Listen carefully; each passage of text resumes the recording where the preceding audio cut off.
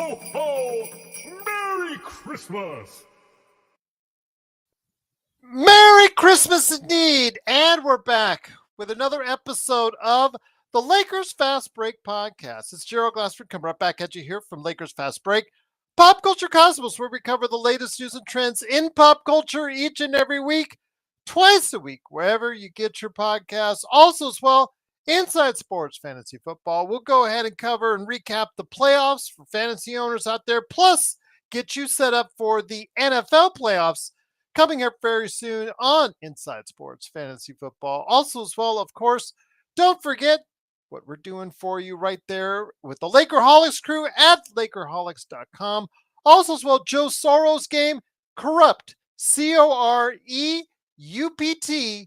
That's available on Steam, and you can still get 20% off until tomorrow. That's right, 20% off Corrupt on Steam. That's Coreupt on Steam. Also, as well, of course, Empire Jeff TV, Lakers in 5. Of course, our good friend Daniel Berry Sports Highlights, yo, or ho, ho, ho. Also, as well, of course, John McCalian channel. Of course, also Stone Hansen at report_court. Big shout out to you. Merry Christmas, Stone. Merry Christmas, Alfred Esmond. Merry Christmas, Legend. All the great people that make up what we do right here at the Lakers Fast Break. And also you, of course, Merry Christmas to you as well. You can make it a Merry Christmas for us by subscribing today. Like, follow, do whatever you can, whether you're watching us on Facebook, Twitch, YouTube, wherever you catch us. Please like, follow, and subscribe. Big shout out to our audio listeners. Merry Christmas to you as well. And of course, also as well, become a member today for just $2.99. Give the Christmas gift that keeps on giving right here for you at the Lakers Fast Break Podcast. So welcome, everyone. I see even new individuals, new people, new friends, new people in the chat. The world's best Lakers chat room that's out there, the Lakers Fast Break. All are excited because of what happened tonight on Christmas Day. And I will say, when I started up the playback.tv/Lakers Fast Break, I will say, of course, I'm the talent, Thameless. Joe Soro, he's just an added guy. But that added guy is nowhere to be found tonight. I believe he's doing some family stuff. So all the best to him, all kidding aside indeed. But yes, I'm the real talent here, along with our own Chris Hemsworth. Of course, that's Mark Xbox right there for you. He is the real talent, Thameless, not that Joe Soro guy. There you go, indeed. But today, when I set up the playback.tv/Lakers Fast Break, what's up, Intel? Merry Christmas to you, my friend. It was a little bit concerning because there were several individuals at the start of today's game. I won't mention any names. JSJ, Joe Ingles, that were saying that the Lakers were going to get blown out. Can't wait to see the Lakers get blown out. Lakers going to get blown out by 30. And then just a couple minutes into the game, AD did not look good after missing a couple shots, but ended up also tweaking his own foot, as far as not on anybody else's foot, just on the court, just tweaked it, and unfortunately was ruled out of today's game. His official status is that he is questionable, not day to day. So maybe he'll be back for the game against Sacramento. He already said he would be, Gerald. There you go. McTen already put out a tweet. I'm not sure. I could pull it up right here for you, Gerald. I've got it. Okay. Well, I'm going to give a recap of the game, and then we will go right to you guys on that, so you can give them the exact verbiage that AD says. But then again, LeBron said he was going to play all 82 games, see how that worked out. But be that as it may, my friends, I was told, Lakers are going to lose. Lakers going to lose. And I said, keep positive. Keep the holiday faith. Joe said we were going to lose. He's the Grinch. Yes, well, he's the Grinch all year long. How is that any difference? But yeah. Fair enough. Yes, he is the lump of coal in everyone's stocking. But need I digress on that? But the Lakers, with behind LeBron James and Austin Reeves with a triple-double tonight. LeBron James with 30-plus points. kept us in the game, got us a small 7 to 9 point lead throughout. Golden State did come back and tie it late with, of course, some pretty poor defensive lapses, pretty bad choices down the stretch. There was a period of time where the Lakers, halfway through the fourth quarter, got into a shooting lull, tried everything they could to get Golden State back in the game, including giving Steph Curry 2 straight threes. But it was Austin Reeves with the drive that made the entire Christmas for Lakers fans. With 1 second left, he hits the drive over Anthony Wiggins, and a desperate attempt by Curry to tie the game, to win the game, didn't work, and the Lakers end up pulling it out with a 115-113 Christmas Day miracle, surprising everyone out there. Also, as well, just making sure to go ahead and put a stamp on the fact that this is truly an up and down team. But you know what? This up and down team is 17-13. And as of right now, with the Phoenix and Denver game going on right now, with the Phoenix leading 38-34, the Lakers are in 6th place in the Western Conference.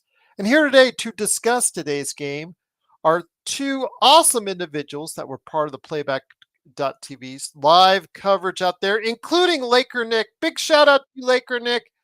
Got much love for you, my friend. Merry Christmas to you and family. Our 2 great guests indeed. First up, first man here. It is our own version of Chris Hemsworth, the guy who is celebrating not only Christmas. You call that the poor man's version, just quietly, Gerald. Well, you could say very Marvel paychecks, but it is, of course, our own Xbox, aka Mark. Mark, happy Boxing Day to you. Wishing you and everybody else down under the very, truly the best of holidays for you guys out there. And I think Thank Austin you. Reeves sent you all both, whether it's Jeremy, Aussie, whether it's you, everybody out there, and also every Lakers fan out there, a truly wonderful present with a last-second layup to win the game, Mark. He did. It was absolutely clutch, and we had a great moment on playback. It's not every game you get a 1 second shot, 1 second ago to win a game. So I felt like we were pretty excited on playback. And yeah, thank you, AR. We'll call you Father Christmas this year.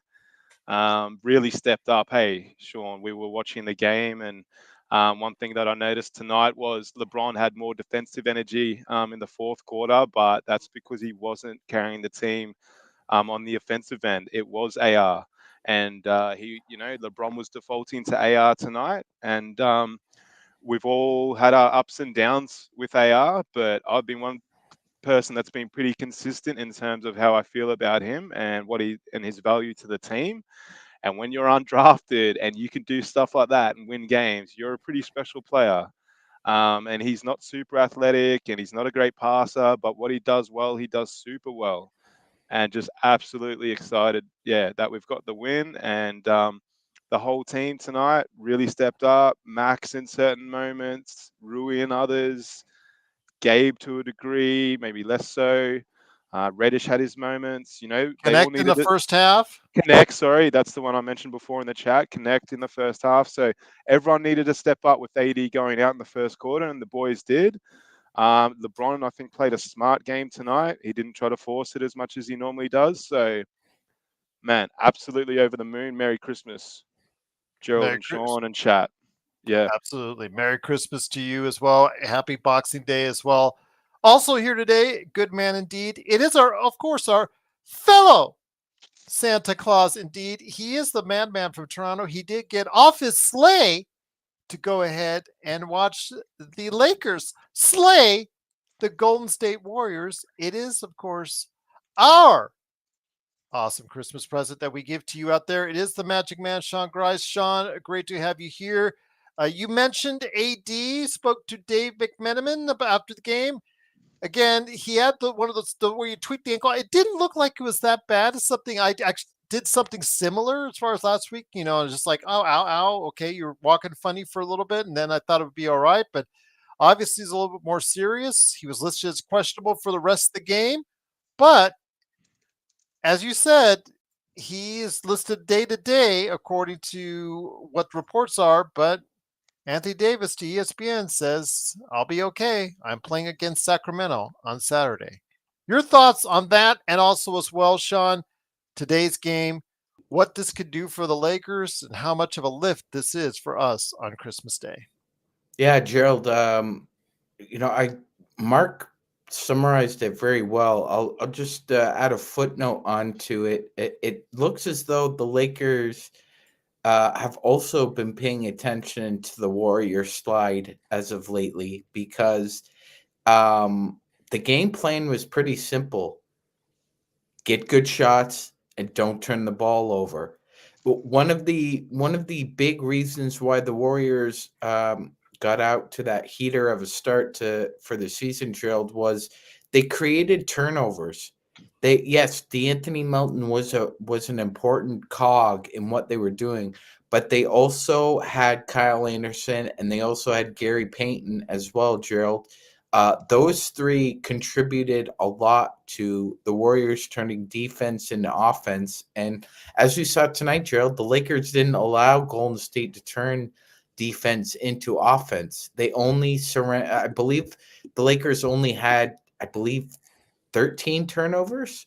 Mm-hmm. I think LeBron only had one turnover, if I'm not mistaken. So that was one of the big aces in the hole that the Warriors had, was that they are still a very old team. They are an old team, but they Actually, the were. Lakers only had 9 turnovers. Oh, excuse Let me me, look off. Let me Warriors. look off Warriors. NBA.com. Hold on, ESPN has been very unreliable to me lately, so let me look off NBA.com to make sure. Yeah, Sean, me but go ahead. too. Yeah, okay. So it was reversed. It was one had 13, one had 9 or 11. I forget. Anyway, but that's the point: is that an older team needs to Yeah. turn defense into offense, and they weren't able to do that tonight, and they haven't been able to do it over the past couple weeks.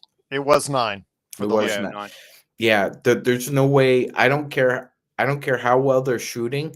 They could be shooting the lights out. If they're only creating 9 turnovers, the Warriors are not winning a lot of games. Mm, Uh, great Austin did point. have 3 of those turnovers, but compared to his 6 turnover game the other day, obviously this is a step up. But yeah, when he's a primary ball handler, again, guys, it is what it is. Today, you got the 10 assists though, Rodell. 10 assists to 3 turnovers. I'll take that ratio. With that, Mark, let me ask you this: you have, of course, Austin Reeves, much maligned as far as him being a primary ball handler. Is something, again, we've seen mixed results. Today was obviously the top hand of that as far as getting the triple double. Him working well, LeBron, them both needing to step up in the place of AD, who was out again after a minimal amount of time. It seemed like everybody had to step up today. And I'll talk to Sean here in a second about 2 guys that did step up. Your thoughts though on when AR and when also LeBron step up like this against a team like Golden State. We talked earlier on playback how young athletic teams, and I know Sean went on but I'm talking when the players that play, like Houston is an older team, but who are the actual players that play? Most of them are young Mm-hmm. that play on Houston in their rotation. So young athletic teams like Detroit sometimes really get the Lakers goat because they know how to play physically. As far as that style doesn't suit well for the Lakers, but Golden State is a good matchup for them. They have a lot of older veterans on that team.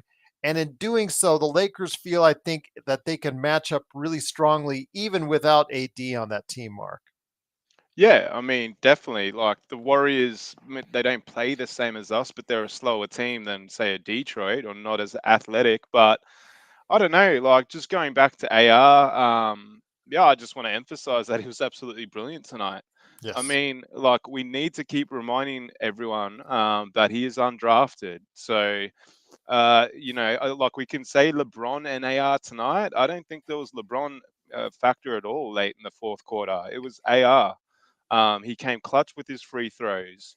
He did, like Riddell saying in the chat. There was that one moment where I absolutely lost it when he did a cross court pass, which he sort of jumped, got trapped, and he did the wrong pass. He's going to do that more often than not, AR, unfortunately. But, clutch tonight, clutch the other night when AD missed his free throws and Rui tipped it back out to him and he needed to hit the free throws. Like, no, absolutely elite performance. Now, we're not pretending like he's not tradable and things like that. For the right package, anyone's tradable. But I'm gonna give him his presence tonight, and I'm gonna ram home that I really respect what AR does on the team, and the calls that the fan base was making a couple of weeks ago was pretty upsetting. So he's what more can you do? And he's proven it again tonight. But yeah, Rui stepped up, like we said before. Max stepped up. The whole team played well when they needed to. And Warriors, like Sean says, if they can only get 9 turnovers against us, they're not going to win the game. But we were pretty smart with the ball. Hey, as you said, Sean, JJ's gone in there with a focus on what we should do tonight, and we've done it. And JJ, for me, got most of the things tonight right against Kerr. And Kerr's a top coach, so he's learning JJ, and it's a great win, boys. Like, yeah, Warriors, man. Like, okay, they lost by 50 against Memphis, and then they beat They beat Boston, Minnesota in Minnesota. Yeah, the next game. So Minnesota, who beat Dallas at Dallas today. At Dallas, yeah. So I mean, that's the NBA to a T. Anyone can beat anyone, but Warriors aren't easy beats. So they're not they're a team that on their given day can beat absolutely anyone in the NBA. And you had Curry going for 17, 20 points in the fourth quarter, and we navigated that. So yeah, it was a great performance by the team and great coaching tonight by JJ, considering what happened to AD. I just think strong again, stuff. AR didn't have to worry about a really athletic guard playing against him tonight. I really think that it was an easier advantage for him. Somebody that was really, just not able to go ahead and try and get in his way of a shot. I mean, they've got some decent defenders on that team, but seriously, some of those guys are just, again, those older veterans that they have on the team. Most of them were trying to guard AR, but AR found it easy to get good looks. Having tonight. said that, Gerald, that last moment against Wiggins, man, that was a nice play. He faked him out and he moved real quick. Wiggins is a quicker player and he couldn't stay in front of him. So, man, but then again, he was having his problems even getting the ball up court against Detroit. We saw that. I know. So that's the other side of it, isn't it? Yes. Yeah. Go figure. But Magic Man, let me bring it back to you. And once again, it is, of course, Mark aka Xbox, Sean Grice, the Magic Man, and me, Gerald Glassford. Thanks again for watching, listening. Truly appreciate it. The Lakers do win in a close one with 1 second left by Austin Reeves, 115 to 113. The Lakers are now 17 to 13. Again, depending on what happens tonight with Denver and Phoenix, they could be up to 5th place to Western Conference. But let's just say they're right now 6th in the Western Conference. Magic Man, I know you've been talking back and forth in the chat.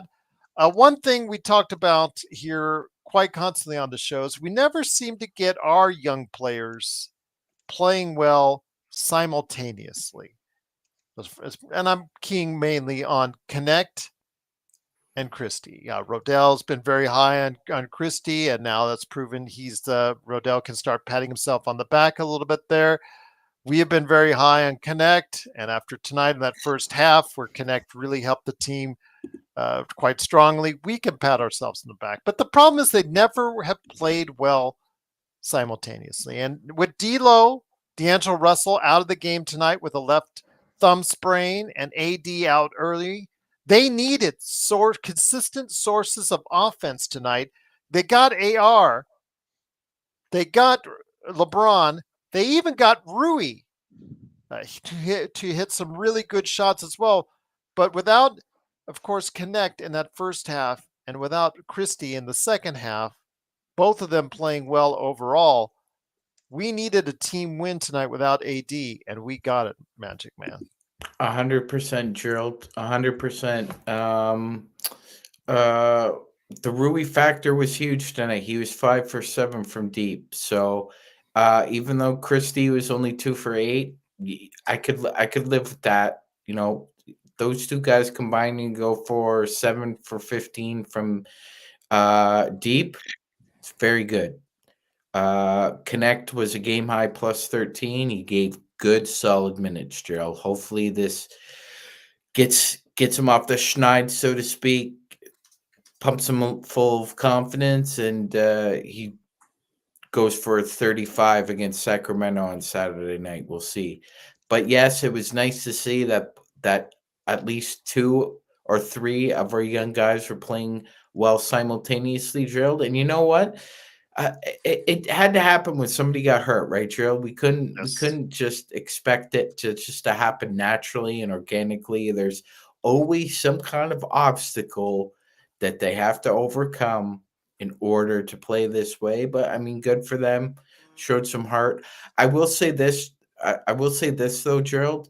That last sequence when the Lakers were up 113, 110, and Steph Curry got a wide open 3-point attempt, that needs work.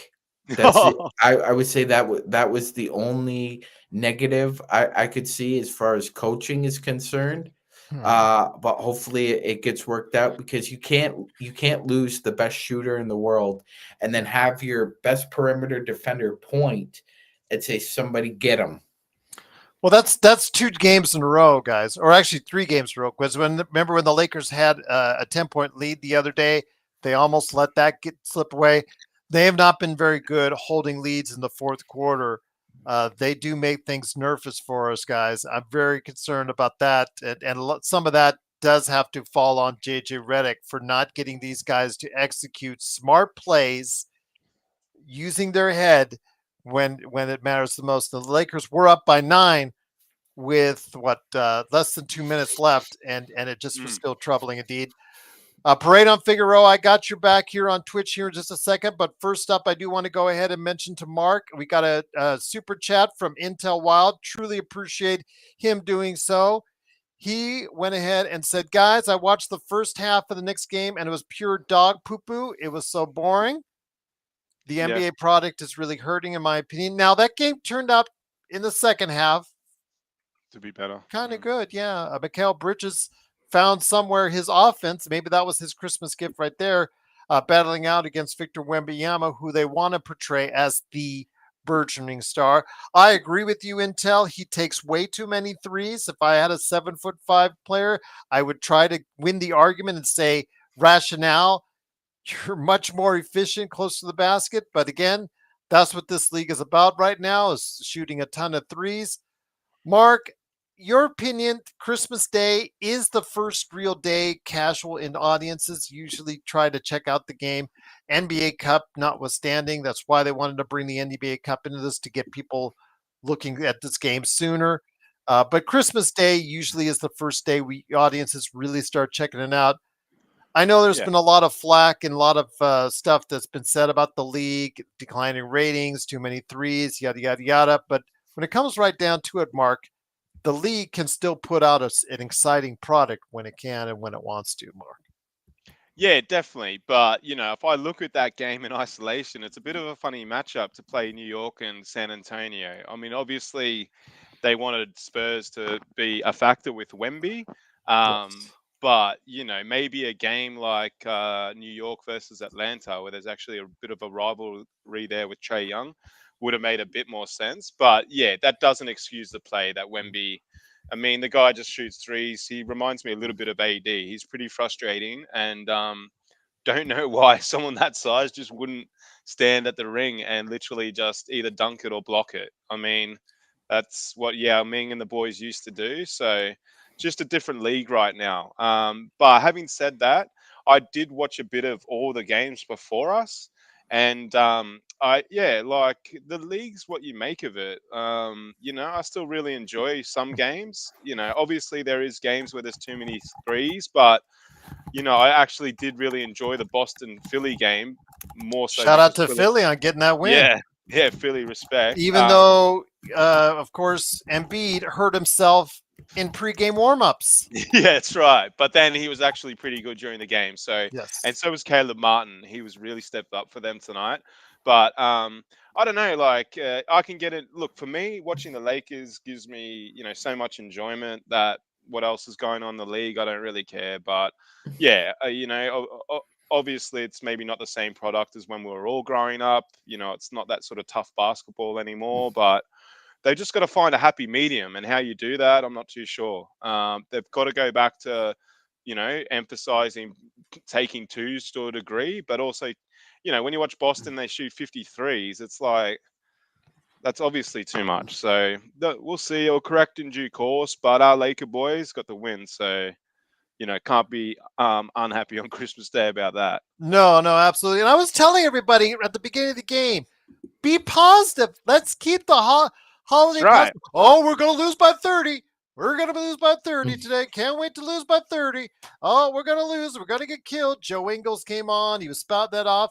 JSJ, watching you. I'm watching you, JSJ. Yeah, right off the day, being negative, lump of coal in the stocking, Magic Man. Just like, my gosh, what's up with that? But I wanted to ask you this, of course, again, Parade on Figueroa on Twitch, just absolutely fantastic part of our coverage on Twitch. Give us the shout out there anytime you can.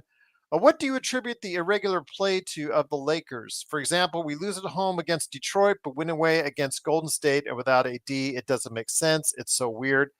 I think if what I've been saying now for weeks, this 5 through 12, now with the Luka injury, you could probably say 4 through 12 or 4 through 13 if you want to include the Kings. They're very up and down teams. They all have strengths, but they all have major flaws which can be exploited. The Lakers, again, when they played against Detroit, they were 50, 40, 80 were their splits and still lost that game because they couldn't hold to them defensively. And Detroit actually shot worse defensively, but their athleticism and their physicality is what really rattled the Lakers. It's about matchups, Mark, right now. It's about matchups, Sean. Your thoughts to answer Parade's question. I think it's all about how you match up against the other team. The Lakers just don't have matchups that suit them well and get exploited for that. But your thoughts, especially being one of those teams right there that are just like up and down, your thoughts on answering Parade on Figueroa's question, why you attribute the regular play for the Los Angeles Lakers, Sean? I couldn't be more perspicacious than you can right here, Gerald. Wow. Get out the thesaurus, Sorry, everybody. boys. I'm going to go back to uni. Dictionary.com. There you go.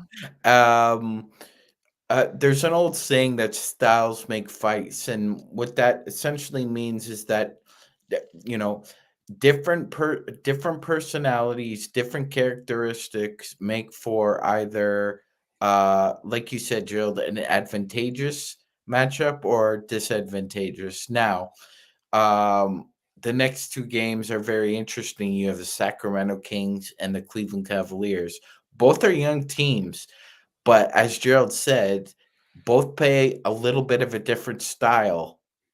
And the Lakers match up well with one, but don't match up well with the other. Not many teams have matched up well with Cleveland this year. No, to be quite honest. So, like you said, Gerald, they're going to have to find a way against these teams that they don't match up with to scratch and claw out victories until they figure out a formula that works against these teams. We don't care how you win, just win. At this point, especially against the blue bloods of the NBA, I really don't care how you get it done. But in order for this team to exceed expectations, it has to play well against superior opponents. You can't. And I mean, Gerald, was it a case of the Sunday downer syndrome, where it's late at night in LA, a team that's kind of hovering around 500 comes in, maybe you don't take their best punch seriously, and they but you lost to them on the road there, and you come off a double in Sacramento, where you played some of the best defense you've played all year. In fact, that whole week, that's the best defense they've played all year. I think, again, it's just to me about matchups right now on an 82-game basis. Sometimes, like you say, it is whether a team is down or whether they just don't feel it. There are days like that, sure. But I think, again, Detroit, the Houstons, the OKCs of the world, because they just can bring you size, they can bring you athleticism, they can bring you just things that maybe you're not used to, kind of throw the Lakers off because they just don't have the right players for that matchup. But yet, against a grizzled team like a Golden State or a Sacramento, they just find the right mix there. So that's just my opinion. It's what I'm seeing, because again, that there are reasons which the Lakers are and have been continuously up and down with. So we'll have to wait and see how this plays out. But again, right now the Lakers 4 out of 5. We'll take it again with coming off the great victory.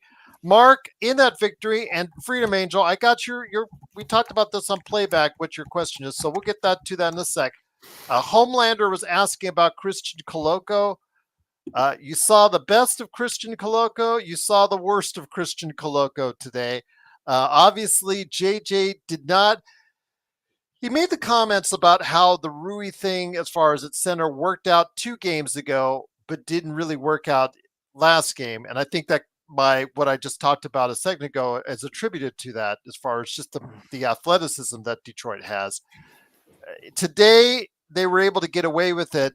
Coloco in spare minutes, again, some decent plays, but then there was the play where Austin Reeves steals the ball, knocks the ball to him, and it's just a bouncing ball, not going too fast, just right in his hands, and he fumbles it right away, and they get a 3-pointer out of it. So I think JJ cannot rely on him. I'm sorry, and all apologies to Laker Tom out there, who's still infatuated, even to this day, on Laker Tom on Twitter with this guy. I don't know why.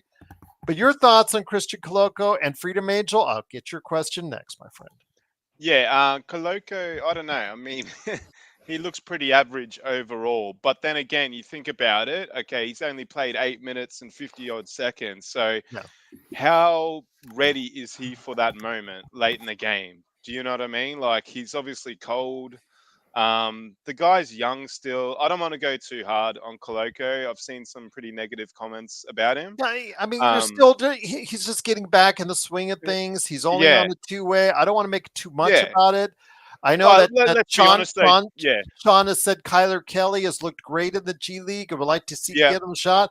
Of course, so I said the same thing about Jay Huff, and look where he's at now. So Yeah, yeah. look, if you wanted my honest opinion on Coloco, he looks pretty average. So if there's other options out there that we could potentially bring into the team, and Sean knows more than me about those, let's give him a shot. If Sean believes that we're not going to let ourselves down by bringing them in and letting Coloco go off the roster, that's fine by me. He doesn't, he's not obviously the way when he's come on, he doesn't look super promising. And even to the point I made to the boys in the thing, we saw the young guy for Detroit. I forgot his name, Sean. Ron Holland Jr., The other guy, sort of a big unit. Jalen Duren. Jalen Duren. Jalen Duren. So you look at it like a Jalen Duren, and sorry if you can't really compare Coloco and Jalen Duren at all, but I have. And when I look at someone like that, it's like, man, I'd love someone like that rather than a Coloco. But Coloco's all we got, and he's not supposed to be our answer. It's supposed to be Vando. It's supposed to be Christian Wood. These guys aren't even playing, man. They're not even rocking up. Like, what's wrong with Vando? I mean, if you've got a chronic injury, Vando, you should retire from the NBA. Like, it's going way too long. So, Coloco, yeah, he's not a star, but in the 8 minutes 54 he gave us, I'd say he was a net positive tonight. He despite Overall a that positive. moment, Yeah, got a block despite shot. the It poor did moment. intimidation a little bit. Yeah, Still, rough around the edges.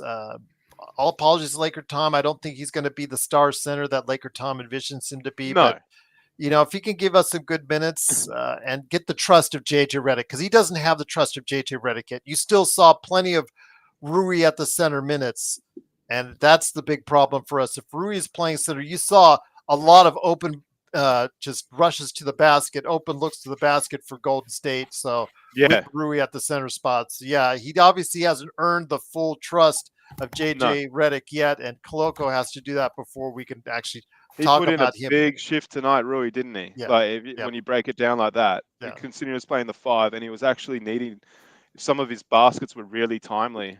Yep. Yeah, kudos to Rui tonight. Absolutely. Kudos indeed, because he did have a good game as well. And again, Magic, you pointed out, AR had the 10th all-time triple-double on Christmas Day. So congratulations to him. Was probably the 10th person Wow. to do that. So great for him. CJ, I got you up next, but Freedom Angel was asking, because he was begging us to ask it, and I'm going to get it answered. Trying to knock it out as best we can, guys. So be patient. Your thoughts? We talked about it on playback, who I would give as far as the first round picks for. And the reason why I said that is because I said everybody that's been talked about up until this week has got some sort of baggage. It's got some sort of issue. Even Levine, with his hefty contract and his iffy knees, he's playing really well right now, but it's like, okay, are we sure he's going to continue to play that well? I know somebody in the chat was mentioning about Cam Johnson and Malcolm Brogdon. Cam Johnson's a yes. Malcolm Brogdon, I said he might get injured reading that comment. So that's the problem with Malcolm Brogdon there. But the one player I would give up first round picks for, to answer Freedom Angel's question right now, if you had to tell me that I could get anybody that's available in the marketplace or could be available, I'd say De'Aaron Fox for me. What about you, Magic Man? Is there anyone in particular? And CJ, I got you coming up next. That would be my answer, Gerald. That would be my answer. Because he's the only one to me that doesn't have baggage. He doesn't have right? baggage. Ah. He's 26 years old. He's just, and he hasn't even scratched the surface of his prime yet. Mm. Yeah. He's electric too. He's sort of, the polar opposite to a LeBron. It'd be unreal to see them play together. And he plays well in the clutch. He was like a clutch player of the year or for a couple seasons ago. So he doesn't mind taking the tough shot. He's just not really proven it in the playoffs. They would never trade him, but I'd be willing to give up multiple picks for Alperen Şengün. There you go. Man, good call. He's such a nice player. Yeah, absolutely. One of those two guys would be great. But yeah, I think Fox, because of where the Sacramento's at, and he's been mentioned on many NBA boards and podcasts in recent days as far as possibility of him being out. So we'll see what happens there. But yes, Freedom Angel, try to get your questions as fast as we can. CJ was talking about, as far as a question for him, and also the LFB family. Was AR lucky with the game winner, or is he legitimately a reliable clutch player? So far, there's been no reliable clutch player, guys. But it's about making the smart moves at the right time. And what do we always say about LeBron in those situations? What's the thing that Joe loves to say? What's the most reliable shot in the game for the Lakers?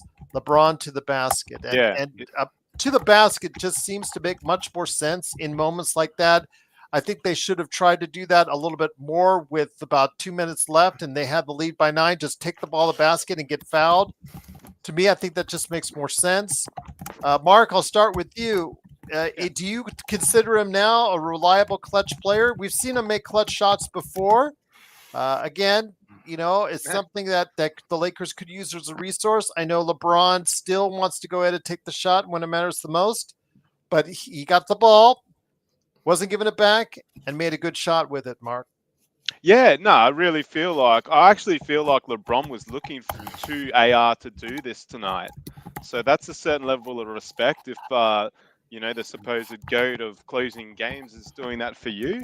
And yeah, I think AR's reliable as anyone in the team at the moment. I mean, winning a game on a last second shot is like, you think players do it all the time, but then when you actually look at it, it's very little. Like, LeBron might have done it less than 10 times in his whole career. So, AR's done it tonight on Christmas Day against the Warriors, an undrafted player. So there's no reason to think that, he's not a clutch player as such. But, a clutch is what it is. What we need to be doing is winning games and not putting ourselves in position like that, because we were the ones that we were choking that whole last quarter. We were up by a good, decent amount of points, and we started playing really poorly. So, like AR, man, I love the dude. Honestly, absolutely love the dude. I'll keep saying it. No one's untradeable. So if you come to me and you've got the right package and AR's involved, adios AR. But whilst you're in the team, I'm gonna really respect you. And he also seems like a player when you look at it last year. I think he played all 82 games. He plays injured. He's not like an AD where AD, if you already know that you're good for the next game, you're potentially okay tonight, bro. Like, you might want to come out in the last few minutes when the game's tight. He's just a different. We know AD's a different cat. His mindset's different. He's not. I'm not going to say he's a soft man. He's obviously a big man. He plays in the NBA, so he's hard in that sense. But mentally, he's a little bit weak, and it shows in his play, and it shows in late game moments where AR doesn't, man, AR, like, I really like his attitude. I know we've given him heaps, and Sean's not a big fan of the headband, but it's growing on me, Sean. And the And if man you, beard. He's trying to grow out that man beard, guys. I made a vow in the chat since yeah, he hit the winner at the buzzer beater. I will refrain from any headband slants from now on. all right, done. Well, there you go. So, AR, man, he's giving us a Christmas present. So when you do that, And how was everybody relieved that Anthony Davis wasn't at the free throw line at the end of the game? Yes. yes. It was Max Christie and Austin Reeves. And they are, and we had so much more confidence. Yeah, and they are, man. Give it to Christie as well. Like we're saying during playback, I don't know. Like I know what it's like to step up and say kick a penalty late in a game, in soccer and things like that. And man, your nerves are they're on a different level. So when you can go up and Max has got a lot. Every time he touches the ball, every time he does something, it's sort of like his career is on the line to a degree. Well, sorry for interrupting. No, go for it, Sean. Yeah, I love the chat. What I loved tonight watching him, even though it didn't go in the hole, when he got the ball in his hands, it was out of his hands. He's either passing it or shooting it, Gerald. And we saw that tentativeness last year and the year before, where I'm not sure if it was just overthinking or maybe he was discombobulated, but it looked a lot better tonight, Gerald. He was purposeful.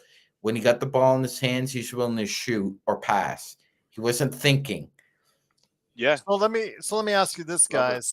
And once again, the Lakers do win tonight, 115 to 113 on a last second shot by Austin Reeves. Lakers are now 17-13. I'm along with Xbox, aka Mark, and also as well the Magic Man, Sean Grice. Magic Man, I'm going to hit it over to you, and I'm going to bring it back to Mark.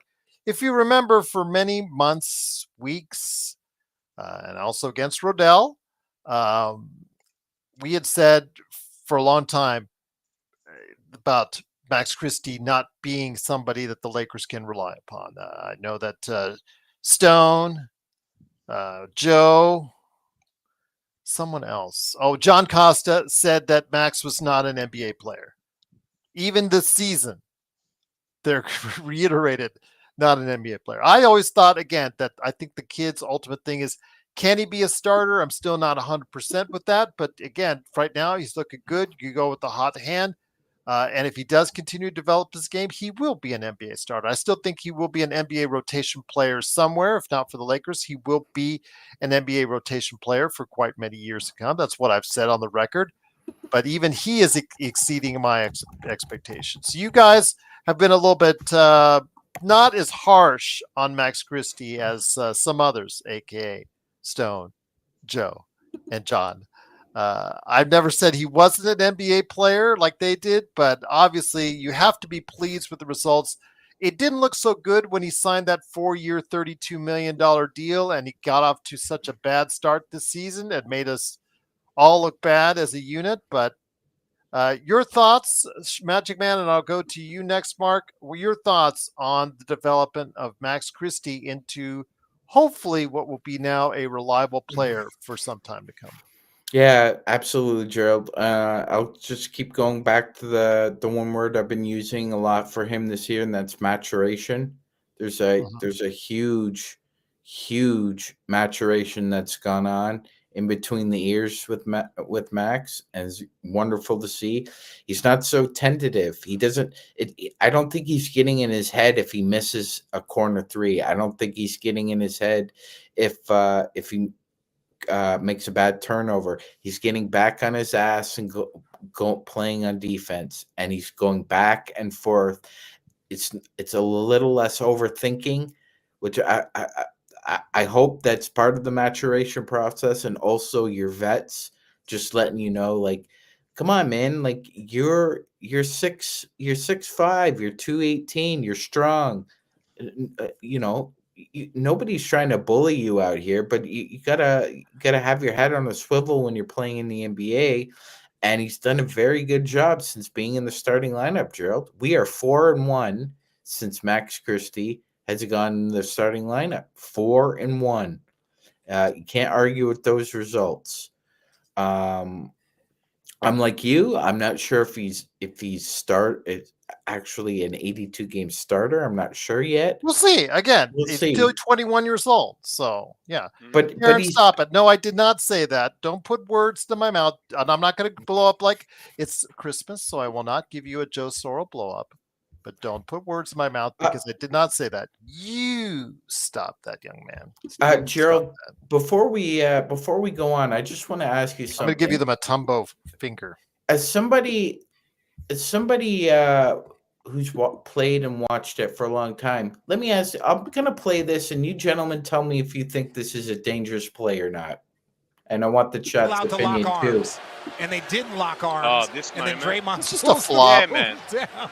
Yeah, but he could have pulled out Yeah. He Rui's. could have broke both their arms. That's right. He could Yeah. have hyperextended the arm. He knows what he's doing whenever he does that kind of crap. That's I thought, honestly, and then when he went off at the ref, that was like a technical, or I think he's already on a tech, Sean. He could have got chucked out, but because it's Draymond, they don't do nothing. That was a horrific play. You're right. Very, very dirty. I But likened him to a Draymond. Mo Wagner, where he would probably find a rotation somewhere that would be better fit for his services somewhere else, would be his eventual role, that the Lakers would get tired of him like they get tired of all their rotation players and they just send them packing, and then they develop somewhere else, i.e. Ivica Zubats, Mo Wagner, Jay Huff, Scottie Pippen Jr.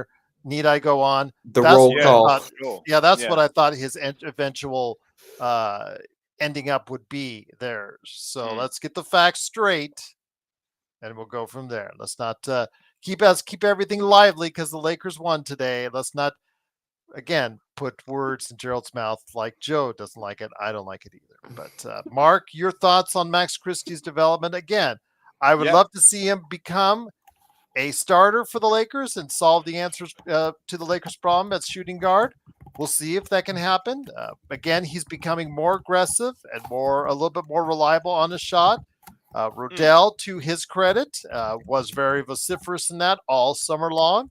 So to his credit, and we're going to give him credit to that. I know Joe wouldn't, but I am. That he was right, and more right than any of us were on that train. But your thoughts on Max Christie? Can he sustain this? The question now is, can he sustain this moving forward? Well, I mean, like Sean said, since he's come into the starting lineup, we've won 4 or 5, so there's no reason to change it. But if you look at the actual games in isolation, he's had varying impacts. It's not like all other 4 games he's had an impact like he did tonight. But like Sean said, if you're looking for positives in someone's game, and I've talked about this a few times now, when you're at that age in the NBA, you still want to see development, and he's developing all the time that I see him. So give him credit for that, because he's taking a few knocks too, like mentally. Some of the up and down, and being a Laker's got to be the hardest team to play for when you're young. And especially with the circumstances with Bron and Bronny, blah, blah, blah. So there's a bit of growth there. Is he a star? Yeah, questionable. Very questionable. I don't want to be a star. I just want him to be a starter. But is he an NBA starter? Again, can he be an NBA starter? Well, he is at the moment, yeah. Yes. But is it on a championship So was Connect team? Yeah. But Connect blew his chance because he did not give you consistency. The thing is, the Lakers need to find a consistent player. I do want to say this, Gerald. I still believe, and this is my soccer analytical side of it, I still believe what's happened with Connect is not all his fault. And mainly it's not his fault, is what I'm trying to say. Like I've watched games. The other day, AR was almost refusing to pass to him. And then, you look at the minutes usage. So I don't think he's being used that well. I know what you've said to me a few times, and you are the president of the fan club, but it sounds like I'm becoming it. That his shot did go away from him. I feel like they weren't looking for him. So, like tonight proved it. When they looked for him in big moments, he was He okay to gets step up. confidence and he Yeah, plays yeah. with aggression. When he And he's plays a with rookie. aggression, he plays strong. But when he plays soft as tissue paper, as we've seen sometimes, his defense, which isn't strong to begin with, Yeah, becomes even softer and he just becomes timid, as we've seen. But tonight, that first half, they fed it to him early, whether out of necessity or otherwise, Max, whether out of necessity or otherwise, with what was going on with Max or what was going on with AD or whatnot.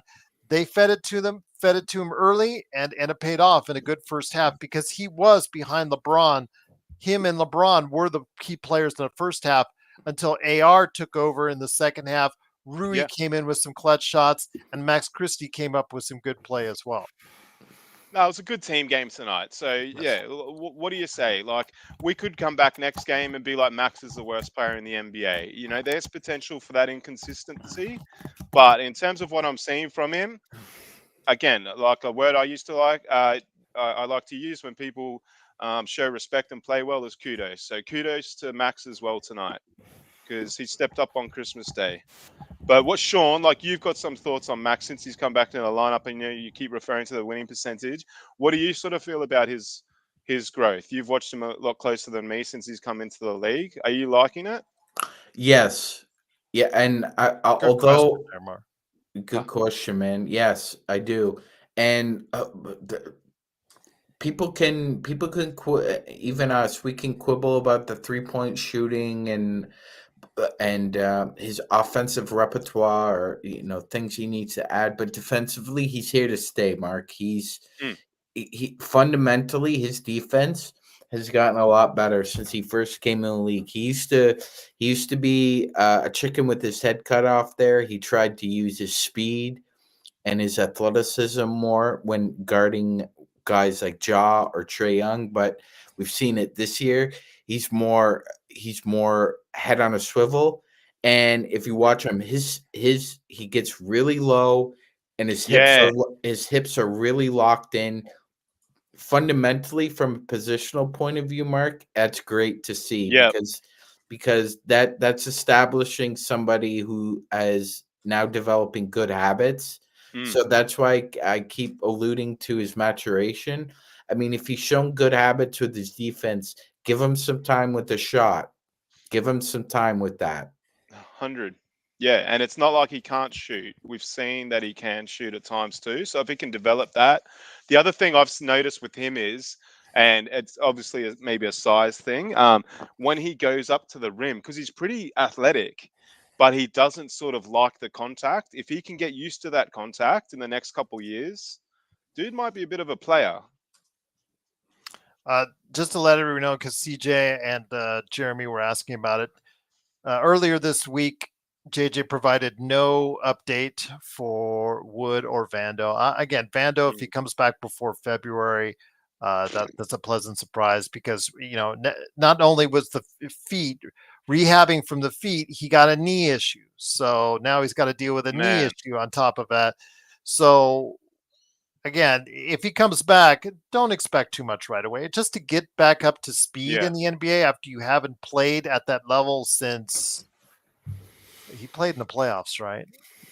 Yeah, Barely, from but memory. yes, Yeah, Barely, that's yeah. right. So we're talking June, or no, not June, May. And Yeah, And he come on, hardly played guys. before that too. I remember Yeah. you talking like this last year about him coming back in February last year. Oh, he So was terrible he's the first injured couple all the weeks. time. Yeah, Yeah, he was terrible the first couple weeks. Then because they had him outside shooting threes and bricking threes, and then they realized, you know what, we're going to put you in the dunker spot. The yeah, one thing Ham did right was put him in the dunker spot and found a way for him to be effective. And that last 7 to 10 days before he got injured again, he was actually being effective for the Lakers. So I understand you guys out there that hold on to Vando being some sort of glue for the Lakers. Hold on to those moments that he has been a good defender for us, but it's getting too far and few between all the Well, injuries and ineffective play that he's provided at times. Go ahead, Sean. yeah, and Gerald, I think a lot of the ire about this or the Okay, he didn't play in outrage. the playoffs. One IV says so. Thank you for the correction, One IV. So This is on There you go. Palinka, not JJ. What, like, if Yeah. the trainers have something new to let JJ know about what's going on with Vando, you not think they're gonna tell him? Of course they're gonna tell him. And then as soon as he knows something, he will let us know. But this is about Palinka, Gerald. In Palinka's introductory press conference to open up the season, he just casually mentioned that Jared Vanderbilt had 2 foot surgeries over the summer. Not one, two. two, Two.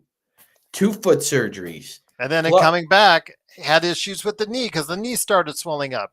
So yes, and yeah. ladies and gentlemen, I'm sorry to say this, but if you have any kind of fluid buildup in your stomach, your knee, your shoulder, when you aspirate and you get rid of it, guess what? It's going to recollect, and they're going to have to do it over and over again.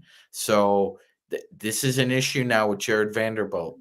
It's either Long term. Yeah. get used to either seeing him on injured reserve or completely healthy, because it's going to be one or the other. And we still have 3 more years to go after this year with Oh him. God, Oh, yeah. But that's on Palinka. Palinka's the one who didn't divulge heard. this information, Gerald. All the roads lead And to Palinka. and well, Guys, it's well, Christmas. let's be honest about something here, Gerald. You've got a problem coming into this season. You had a problem with Gabe Vincent, who had problems with his knees. Yeah. You've got problem with LeBron. You've got injury issues with AD. You've got injury issues with D'Angelo Russell. Russell. And on top of that, now you've got him with Jared Vanderbilt. And by the way, a lot of everybody wants, while throwing And Gabe Jackson Vincent, Hayes, still no update on him as well. throwing Gabe Vincent, throwing Jared Vanderbilt. So you want the Lakers to trade about 23 million of useless power forward and useless guard, and we're supposed to get something back? That Yeah. this is, and I understand the plight that he's in. I can understand that, but again, this goes back to Rob Pelinka not being 100% with not only the fans of the Los Angeles Lakers, but the rest of the NBA. Because as soon as GMs heard Jared Vanderbilt has 2 foot surgeries, you got it, Gerald. You got to be thinking, Yes. Once again, it is the Lakers winning 115 to 113. Magic Man Sean Grice, Mark aka Xbox, and me, Gerald Glassford. Thanks again for watching this and truly appreciate it. The Lakers again, 17 and 13 on the season. Their next game is Saturday against Sacramento. Again, we could put another nail in the coffin for Sacramento on Saturday. As we've seen, they played them very well. So maybe that's a sign of good things to come. Because, like you mentioned, down the road is Cleveland, and that does not bode well for us if that's the case. I will say this, though, Mark, and let me bring it back over to you, my friend. With the Lakers, it has been an up and down ride. With all these teams in that mix, it's an up and down ride. But just like the Rookie of the Year voting right now, it's anyone's race. All someone has to do, or in this case, as far as the Rookie of the Year, is someone to stand up and take command. McCain is out, most likely for the year. And with that, Stephon Castle, Zach Edey, all these guys, they all have to step up. Yves Missy, I talked about in recent days. Yves Missy has a chance to win Rookie of the How's Year. that Missy thing spelled? Is that spelled like Messi? It's with an I. As if it is. Add another I in there. Oh, all right. Yes. I might jump on board his bandwagon. So I'll say this again. Dalton Connect, if he can just string some consistent games together, you never know. He still has a flat out good chance to go ahead and steal the Rookie of the Year out from everybody. But the same thing goes for those teams, Mark, right in that 5 to 12 range. And again, if Dallas starts to suffer, it could be 4 through 12, 4 through 13, if you want to include the Kings. If the Lakers can just find some consistency through the end of the year, we'll give the Cleveland law. We'll take an L on the Cleveland. But if they can manage to win all those other games, or at least most of those other games, so they can go, oh, what is it? How many much? 1-1 for the rest of the year is. Let me find out the rest of the schedule. But if they can just consistently find with, let's say, win out 3 out of the next 5, 4 of the next 6, 7 out of 10 per se.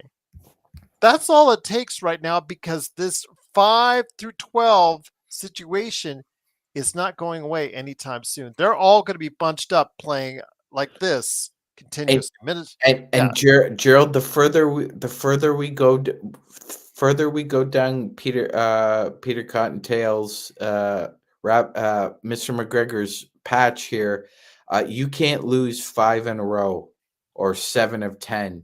Yeah, coming in, if you're well, not look at Phoenix. Phoenix is out. If they don't win tonight, they're out of the playoff mix right now. So you can't afford to lose 4 or 5 in a row at this point, because not only are you then digging yourself a hole, it's complementary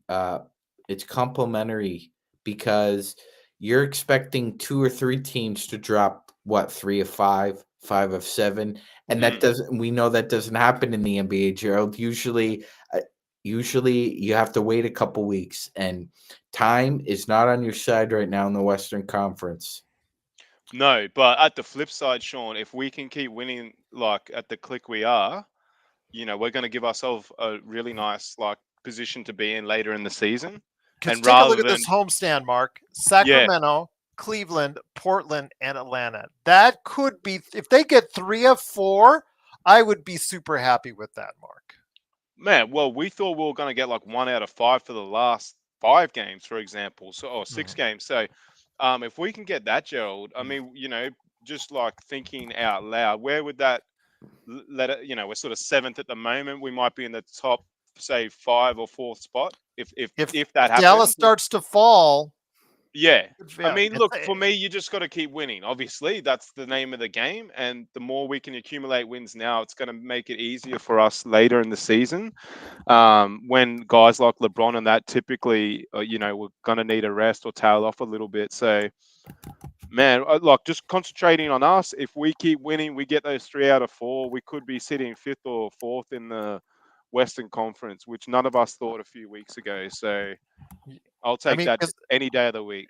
I'll take it any day of the week too, because if you look at the schedule upcoming to the 15th, again, for your next 4 games, you have Sacramento, Cleveland, Portland, Atlanta at home, Magic Man.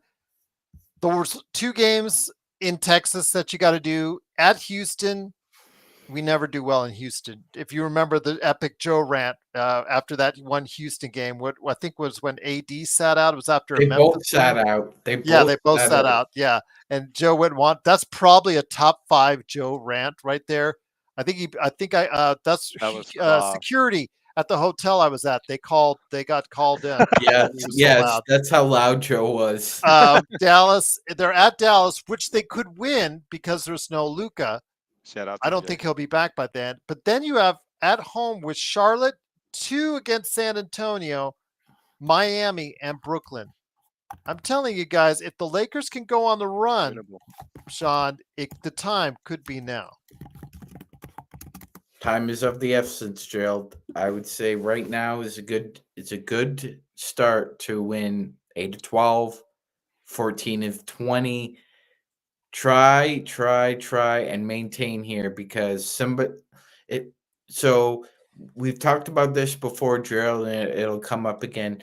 There's always there's something called the boomerang effect. And Mark, just because you're an Aussie, I've used it before. It's not just because you're on here. But ordinarily, what happens is post All-Star break, there's usually one team in each conference that boomerangs. They either start winning at a high pace, and they are able to use that momentum to enter the playoffs. And then there's one who usually just dives. Now, last year, the team, the I team see that, him on there. I see him on stage. I'll get him on in a sec. Go ahead, finish up, Magic. yeah, no, I was just gonna say last year the team that boomeranged into the playoffs was us, and the team that boomeranged out was in the Eastern Conference. And I don't want to live or die with that kind of um, uh, idealism. I think it's just important to maintain here. You got to be able to keep pace with the rest of the Western Conference. And on that Yeah. note, look who we have here, everyone, as a Christmas Day present here in a disguise that I would never thought I would ever see from him. It is, of course, the man behind Ox 1947 LakersBall.com, his company Simblades, Simblades with a Y.com, and until the 26th, you have 1 day left to get his game Corrupt, Coreupt, on Steam at a 20% discount. It is Joe Soro, or are we someone else right now, Joe? Bye, buddy. Hope you find your dad. Okay. You don't know what that's from? No. What the hell are you doing in Canada and Vegas over there? You don't know who this is? Drugs. Drugs. There you go, Kurt. Good job, Baby, bro. Kurt, Joe's making Austin's headband look good. Yes. Okay. Merry Baby Christmas, Shark. Joe. Do, That do, do, looks do, great. do. No, That's- we're not Baby Shark. This is Narwhal from the movie Elf. Okay. Sorry, we let you down on that. What's that thing on his Yeah, head, you guys bro? suck ass on that one. The narwhal has a horn out of its head, Mark. Yeah, Oh. he's got it there. He's got it there. Sorry, guys. Mine's in the I think Yeah, that's- I think Sean didn't notice it because he just thought it was part of Joe's normal hair. That's a good outfit. Mhm. But with Stand up. that, Noah, appreciate you being here. Your thoughts on the game? Austin is him with the late bucket. The Lakers did find enough, even though they did try hard to let Golden State back into the game. Your thoughts? Again, a late quarter collapse, but ultimately the Lakers do get the victory, and they played really strong for 3 quarters. And I think a lot of that has to go to LeBron, AR, and the rest of the Lakers. Yeah, I'm trying to understand the brain matter in shooting stupid 3-point shots for no reason towards the end of the game. Like, I don't understand what kind of offensive decision making that is. If you guys can't get an open shot, can you take it to the basket instead of shooting 45 footers? And then, of course, you have Steph Curry, who's on the opposition. He's making those shots. That's what he's made his money on. And it was nice to see somebody go to the basket. I just thought it would be LeBron. I didn't think it would be AD. But a win's a win at this point, especially when AD not playing. I felt like the Lakers had control of the game pretty much the entire time. And I wasn't really worried until maybe that last 3 by Steph. But I felt 6-7 seconds. God, every time I see that, I'm like, dude, there's got to be a time here where they make the shot and win the game, and they did it. They did it tonight, which couldn't have come at a better time. No, it worked out well for the Lakers. Again, as I said earlier, you've been a harsh critic along with some others, even us, even me at times, to Max Christie. Max Christie, again, has been performing well of late in that starting role. Today, got some clutch minutes from him, clutch points off the bench from Dalton Connect. We said that these young players have not played consistently well at the same time, but today we got a good game from each. 16 points for Max. Your thoughts on what Max Christie did for the team and why you think that he's been a good part of this 4 out of 5 winning streak? His defense has been pretty solid. It started in the Memphis game. He was essentially on John Morant every time he was in the game, and he was able to stay in front of him, which is a feat in itself. Tonight's game, he wasn't necessarily shooting as well as we could have hoped he could, but he did do some of the intangibles to drop 16 points, which is pretty damn good for Max. And then Rui did his job for almost 40 minutes, shot well from the field, hit his open shots regularly. Austin Reeves, I think, might have had his best game tonight. He had a triple-double, 26 points and 10 rebounds with 10 assists. LeBron had his game. LeBron does his thing, Don't connect. Kind of broke out. It's a combination of a couple things. Number one, the Golden State Warriors are very bad, by the way. I don't know if they're going to be this bad all year, but right now we caught them at a really bad time. And they don't really play a lot of defense either for some weird reason. And Draymond Green still needs to get kicked in the nuts and in the face at the same time. I don't know who's going to do that one day. I'm hoping someone does, but it doesn't look like anybody's going to do it. But the Lakers, if I had to kind of define this last stretch, the Memphis game, the 2 Sacramento games, it sucked losing that Detroit game. That would have been a huge boost if they had won that, because now you're sitting at 18-12. It really, really bums me out that they're not 20-10. They should be 20-10 right now. Yeah, Adam said the same thing earlier in the chat. Now, here's something that's sort of developing here. I don't know if this is going to last, but it does seem like the league is kind of become what Adam Silver, for some weird reason, wanted. It's not good for ratings, but there's really no dominant team in the NBA. Cleveland's having a great year. Boston's doing its thing. Oklahoma City's doing their thing, but there isn't a single team in the NBA, in my book, that is scary.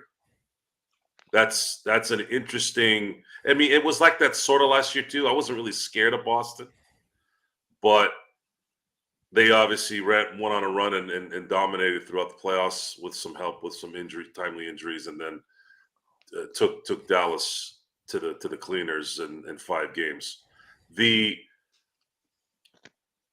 I'm gonna go this route at this point. There's still January, February, March left. We have 3 full months left. We're 3 months or 2 months in right now. If that car salesman can somehow figure out a way to get one more guy on this team that can score, heck, I've lost all the hope to get a big at this point. But maybe they can weather that, especially with the pussy-ass league that the NBA has become. Maybe you don't need the bigs as much. But if you can get at least one more scorer, there might be something here. I just don't know yet when to officially say, okay, something's turning here. Max Christie's playing better than we had anticipated. Dalton Connect's playing pretty much how I thought he would play. So that's good. Rui's playing Rui ball. He's out of the 4 games during the week. He's going to play probably 3 solid games and maybe not have one good game. Then you have something that I thought was a huge asset tonight, and that was not having D'Lo playing. D'Lo is a guy that needs to probably go, but last year he did the same thing, came out the gate the new year and was not missing shots. So we have a bipolar team at this point. It's become that. It's very bipolar. And we don't know how to assess this team. We don't know how to assess the league. And to put a button on this, LeBron James said at the end of his little interview that Christmas belongs to the NBA. That used to be, not anymore, because the telecast for the 2 games today on Netflix are going to blow away any NBA game from here on out. And that's a fact. Get ready. Roger Goodell just took your day. and Mr. Adam Silver, he already took. You allowed him to take your deadline, and we're going to see after the season's over if he took your free agency as well. So with that, it is, of course, the Lakers Fast Break. It is Joe Soro, a.k.a. Ox1947, Mark, a.k.a. Xbox, and Magic Man Sean Grice, along with me, Gerald Glassford. Thanks so much again for watching and listening. Truly appreciate it. Joe, you can tell your fans at Lakers Ball that the Lakers, if Phoenix wins tonight, the Lakers will be in 5th place, not 4th. So they'll be just short of the Black Olives there. So Well, they've been short since 10 days ago. yes, I know, but that bet did not go through. yes, it doesn't Regardless look like it's going to go They through. could be a 1 seed by the middle of January. But the Sorry. top 4 seed, the Lakers will be 2 games away from that when all is said and done by the end of tonight. But oh well, no olives yet for us. But it is, of course, the Lakers Fast Break. Mark, let me bring it back to you. It is, of course, the Lakers finishing out today strong. They won 4 out of the last 5. Again, if the Lakers, we don't know what to get because you see them the way they play against Detroit, and then you see them the way they play against Sacramento and Memphis, and today in Golden State. I don't know what team to expect. When you look at the schedule upcoming, for the most part, there are some very winnable games up until the 15th of next month, excuse me. So with that, if the Lakers can finish out that, I'm not saying will, but if they can finish out that area strong, it looks like AD will be back for Saturday. He's already promising he'll be back for Saturday. What are you hoping for when it comes to what the Lakers will be ending up by halfway through January? Maybe solidifying a playoff spot? Well, I mean, that'd be pretty out there if we could, but we just got to, like we were speaking about before, we just got to keep winning games when we can. Sometimes earlier in the season, we probably missed a couple of opportunities to do that, and it might come back to bite us. But like Joe said, man, the ring of 18 and 12, it sounds a lot better than 17 and 13. But if we can keep going, and you know, pick up the next 4 wins, and we're 21 and 12, 21 and 13, what have you. You know, if we can get a 10-game buffer in front of our wins and losses column, I don't know, guys. Like, I feel pretty good about it. You know, we've had a lot of change in the summer with JJ coming in. JJ's then put up with injuries in the team. He's had his, you know, coaching moments where it's been up and down. But if I look at it right now, am I happy where we're at? Yes. If we keep winning, where are we going to be? We're going to be in a pretty exciting spot. I mean, we also know that none of us here feel super confident that we're the best team in the NBA. But like Joe said, there's no outstanding team. So we got to be in the mix. And when you got guys like LeBron and AD that, you know, in isolation can win games on their own, yeah, man, if we can keep winning, and I'm looking at those games, like you said, Gerald, mate, there's no excuse to lose to the Kings now. We've beaten them twice. They got drilled the other day as well by Indiana. They're in really bad form. They're not playing for the coach. So, okay, we can accept what happened with Detroit, which was a game that we all thought we were going to win. You know, their coach obviously has a little bit of a winning game plan against us. Sacramento doesn't have that. So I would hate to lose that game after this momentum we've built. So let's see what happens there, Gerald. And yeah, the main thing is for us is just to keep winning, you know, rather than in years gone by where we've had to chase late to make play-ins and playoffs. And then when we get there, we're exhausted.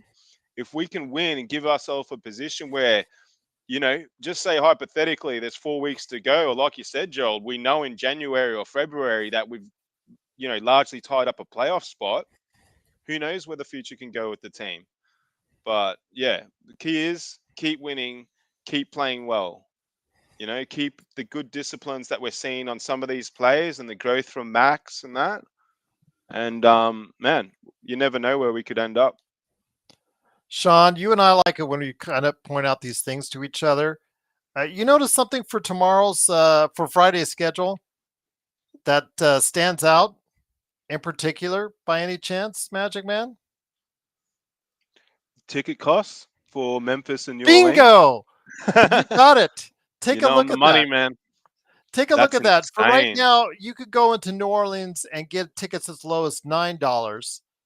But if you walked into Boston, Sean, Mark called this, you would have to be as low as 180.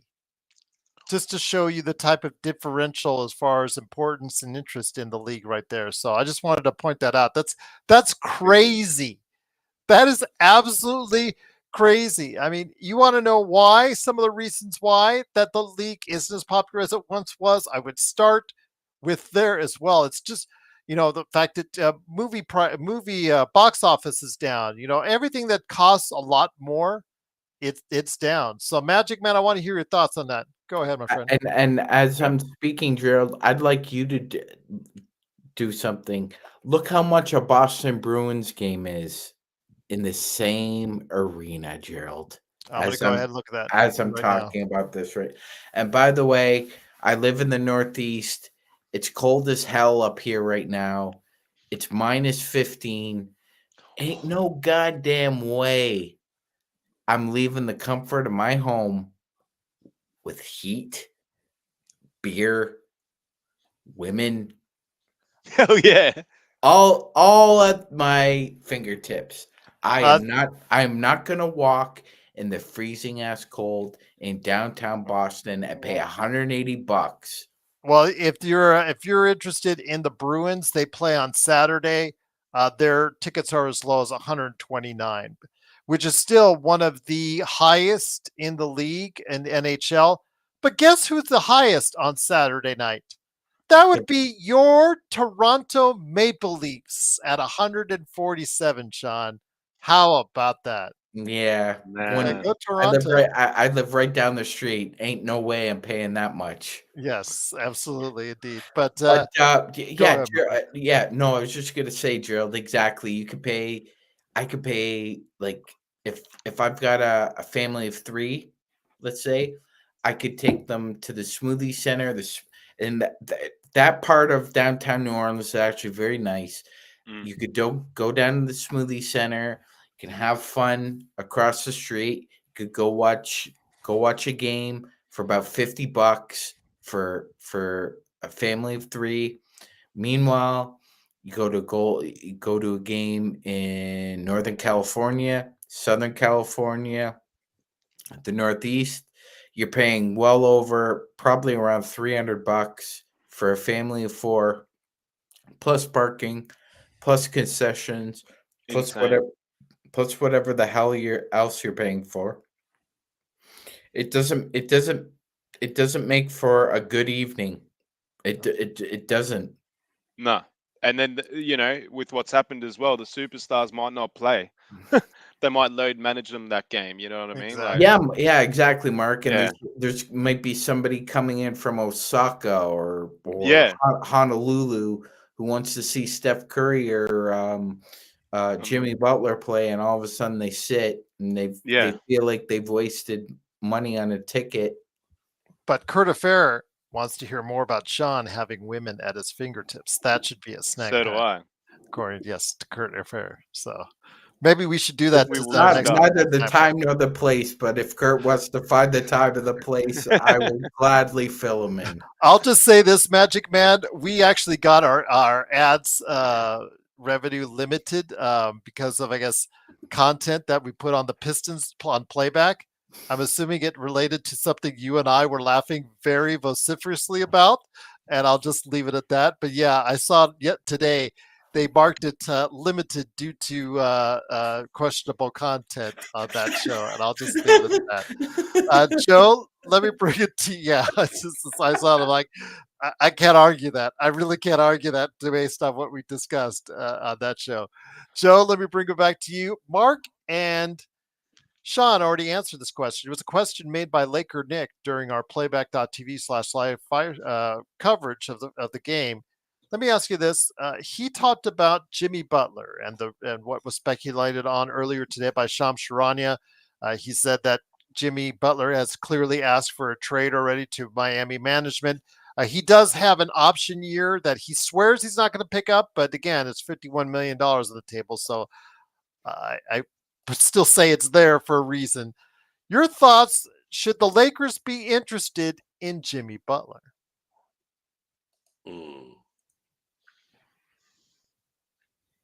Based on what Pat Riley wants the Lakers to pay them.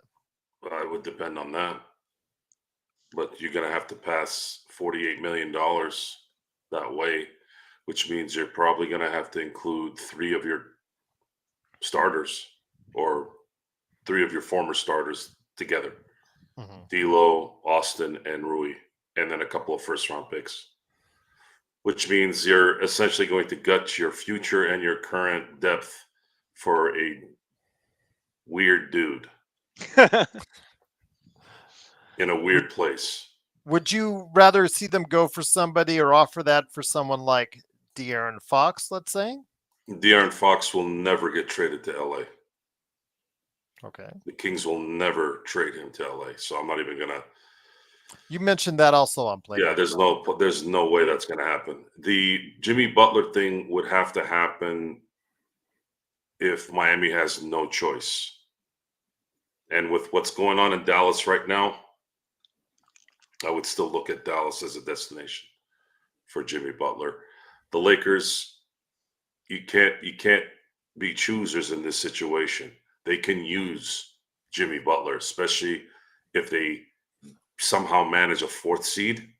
If they somehow manage a 4th seed, that's when they can use him. And then you can make a run.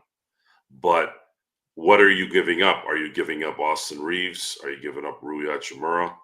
If you can get him without giving up Austin Reeves in a package with some protected firsts, you'd have to really feel like he might be the guy that can take you over a little bit to win a championship.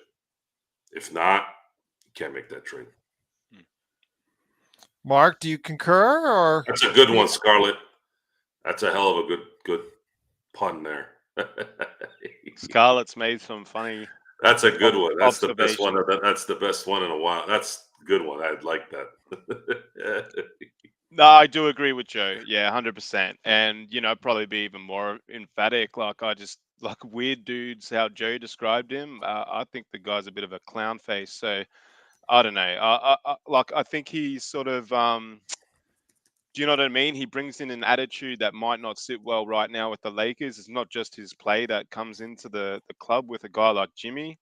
And he's proven to be a bit of an injury-prone player as well. So, if you're giving up a future for him, you're going to be, like Joe said, you're going to want to be really certain of what's going on. I can see Gerald smirking there. No, because I said Lakers all day wanted to come on the show. As soon as I'm typing out, email me, LakersFastBreak@yahoo.com, Joe says, no, Lakers all day, you're a dope. So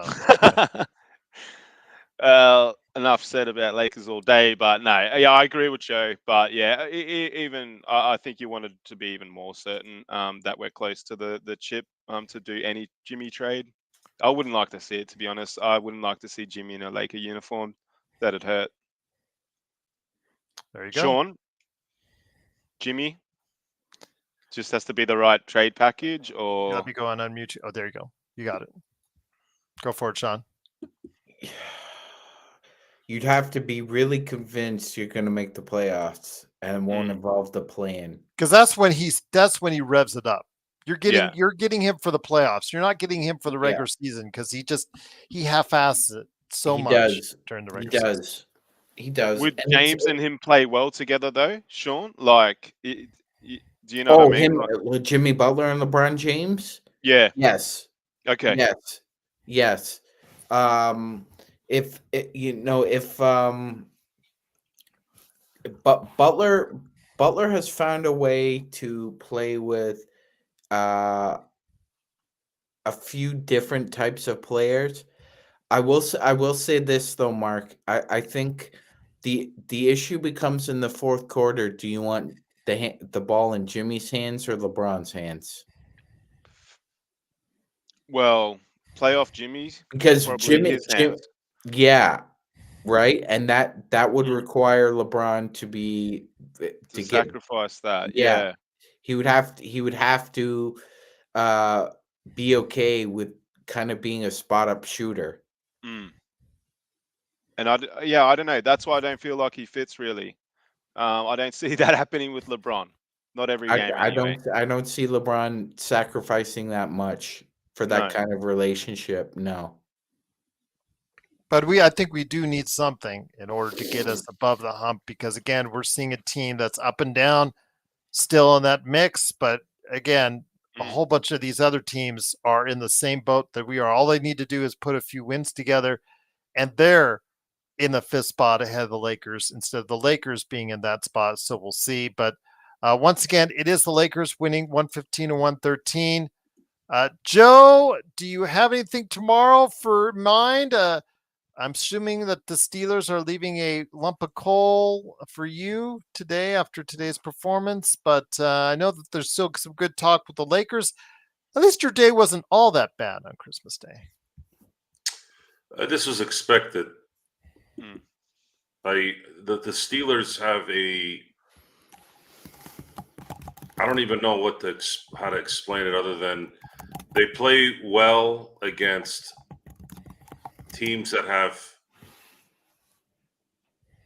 marginal talent, and then they can get lucky sometimes in beating good teams here and there. But at the same time, those become a wash because Mike Tomlin coached Steeler teams always have at least 2 duds during the year, at the very least 2 duds where they lose to inferior opponents.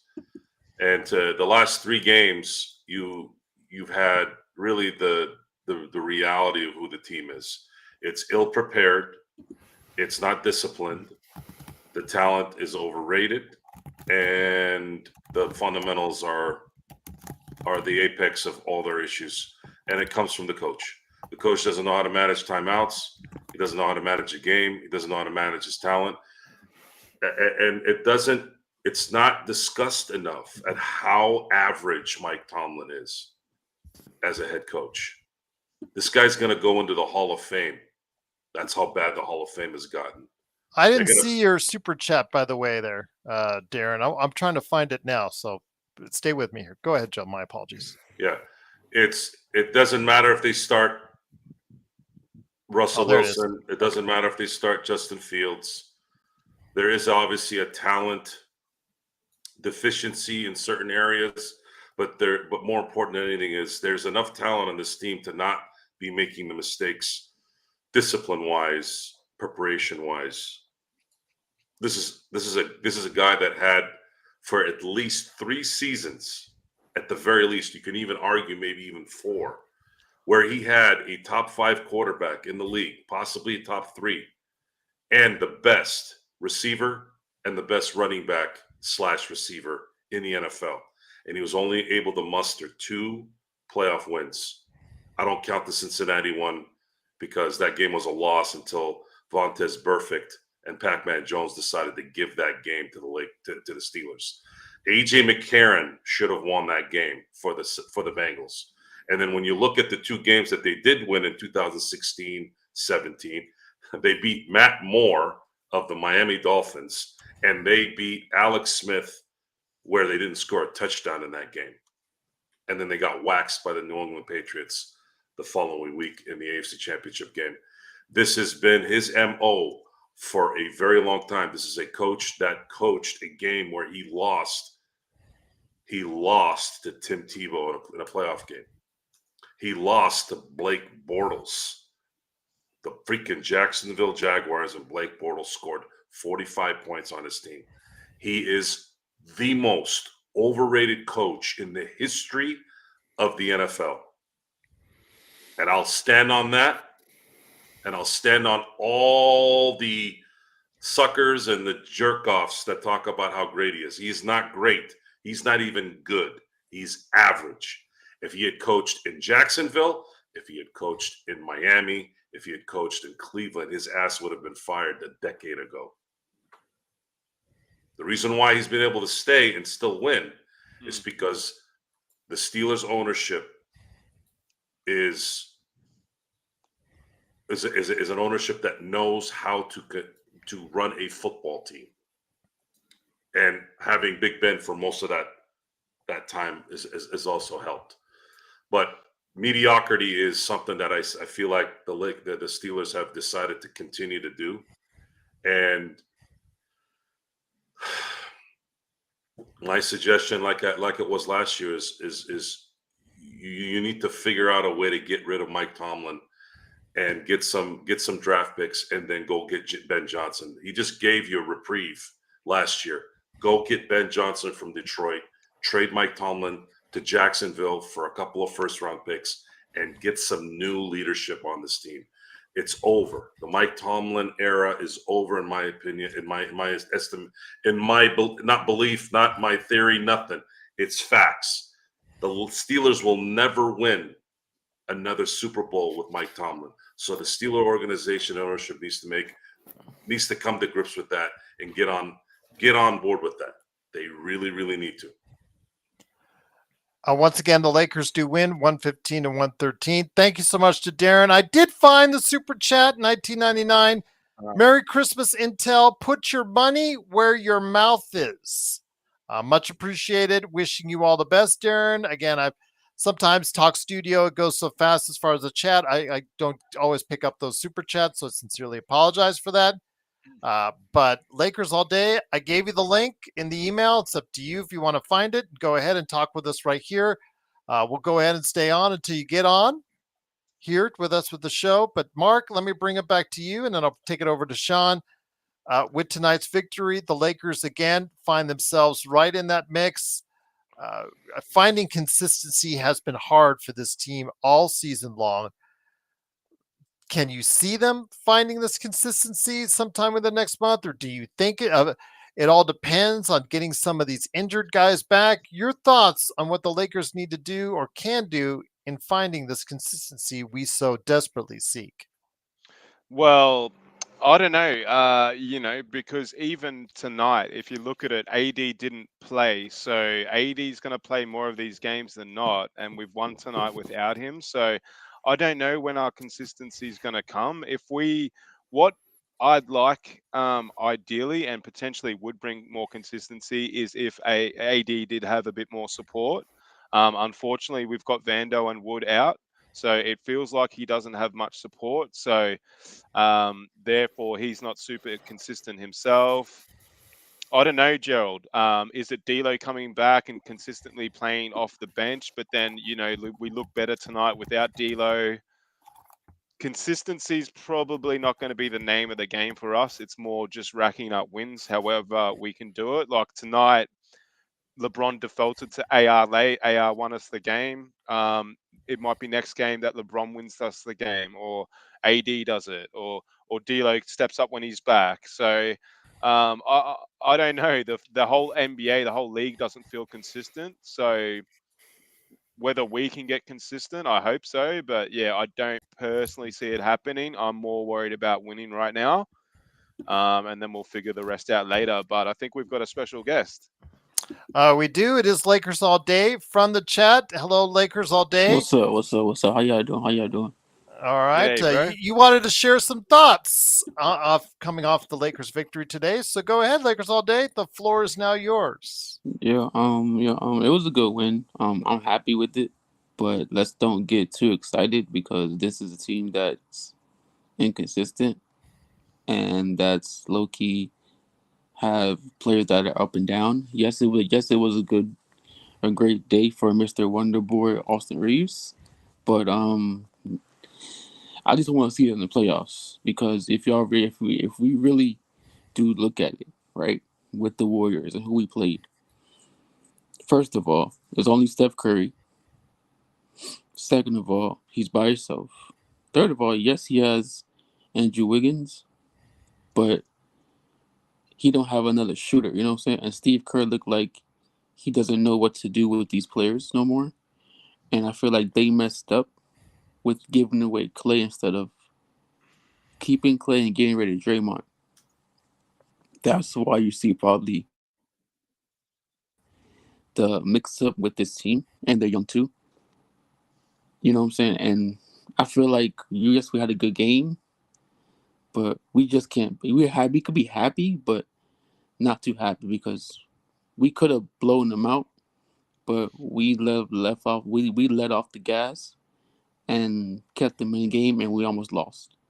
So we have to keep on kind of not being nervous or scared, but just be like, it's the same old Lakers because we've been letting teams come back in the third and fourth quarter for a while now. And if they would have came back tonight, it would have been, oh, AD's hurt, AD's this, AD's that.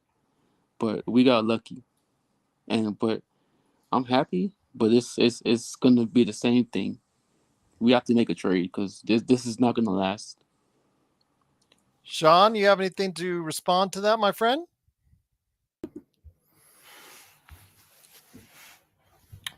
There's a fairly, it's Lakers all day to his opinion. I will say this. He's right about the fact that they are inconsistent. 100%.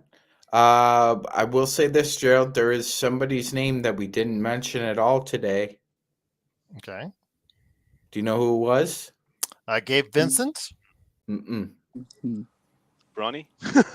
Kyle Anderson didn't. Kyle Anderson didn't play one. Yeah, it was minute for mentioned the in our Golden during State it was Warriors. yeah, it was mentioned by a Golden State fan that they were puzzled why he's out of the rotation.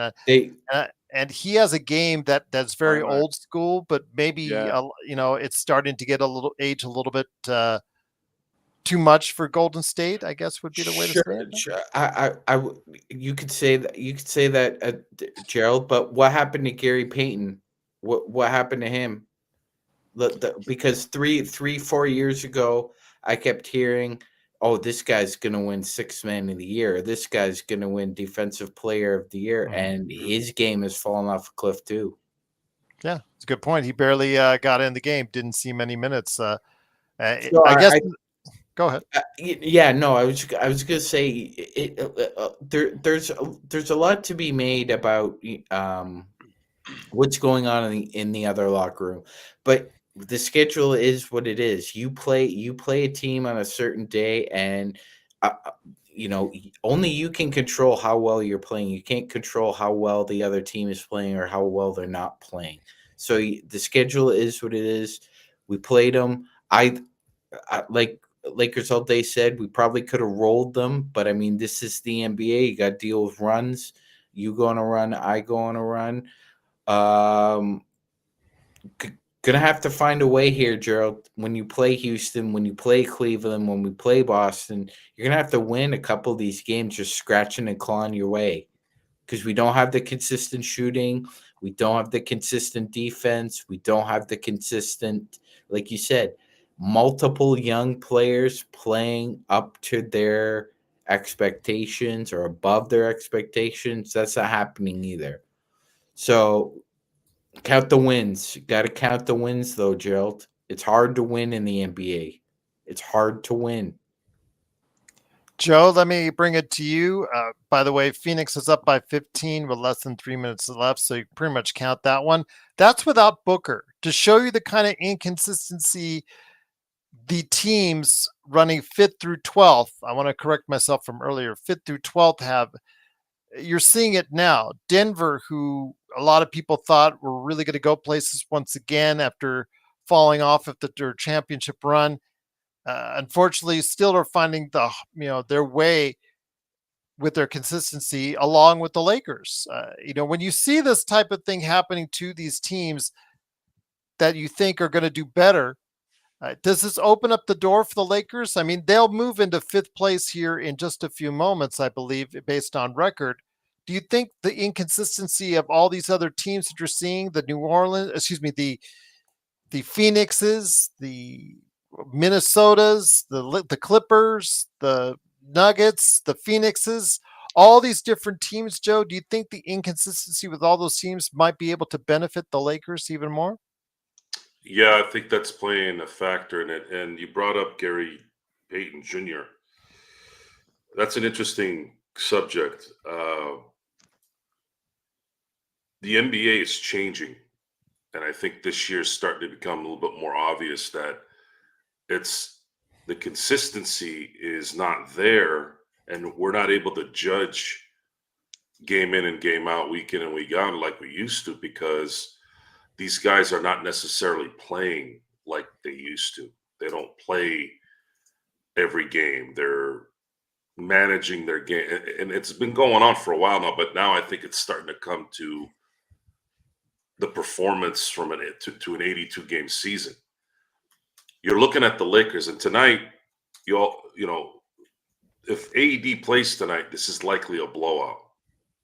But the fact that the Lakers were able to do what they did without AD tonight in Golden State, you can look at it two ways. One, Golden State is that bad, and the Lakers played better than Golden State tonight, even without one of their guys.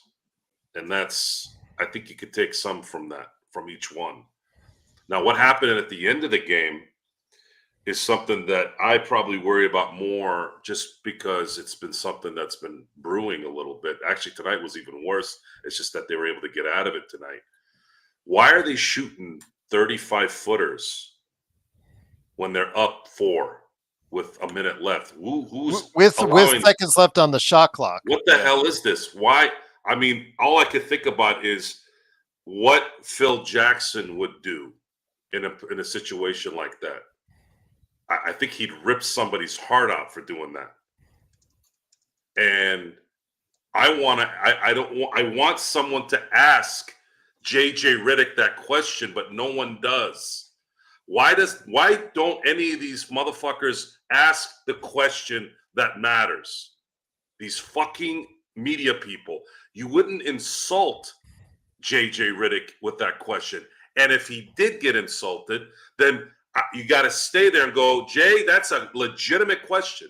Who is giving the green light for Austin Reeves to shoot a 30-footer with 48 seconds left on the clock when you're only up 4 and you have Steph Curry on the other side who can shoot from half court whenever he wants and make it? Like, what is going on? Why are you not creating something where the shot is better, or at least run the damn clock out? Joe, I think that's on JJ, bro, because like you're saying on like these other streams, right? I'll be on. I said that I think JJ wants Austin to be the primary point guard, and that's what you're seeing now. I think he really wants that. He really wants Austin to be that point guard, and I mean, I don't like it, but it worked today. But other people don't like it either, and it's kind of You saw the issues and problems with that Lakers all day against an athletic definitely. team that forces pressure on them, like Detroit did with 6 turnovers. The thing is that this is not a talent issue. If JJ wants to use Austin as a lead guard, I'm going to give him a little bit of room there, because there isn't a lead guard. Your lead guard is either LeBron or was supposed to be D'Lo. D'Lo has flushed himself down the crapper, and LeBron cannot play lead guard for 48 minutes a game. It's not going to work. The man already puts in enough work. You can't keep putting him in that position. So now you got to use Austin. Understandable. But I want to know, and I'm going to put myself in the media room talking to JJ Redick after tonight's game. Coach, how did you feel when Austin Reeves shot a 30-footer with 48 seconds left and you're only up 4? And I want an answer to that. I want to know what happened there. That's not even a bad shot.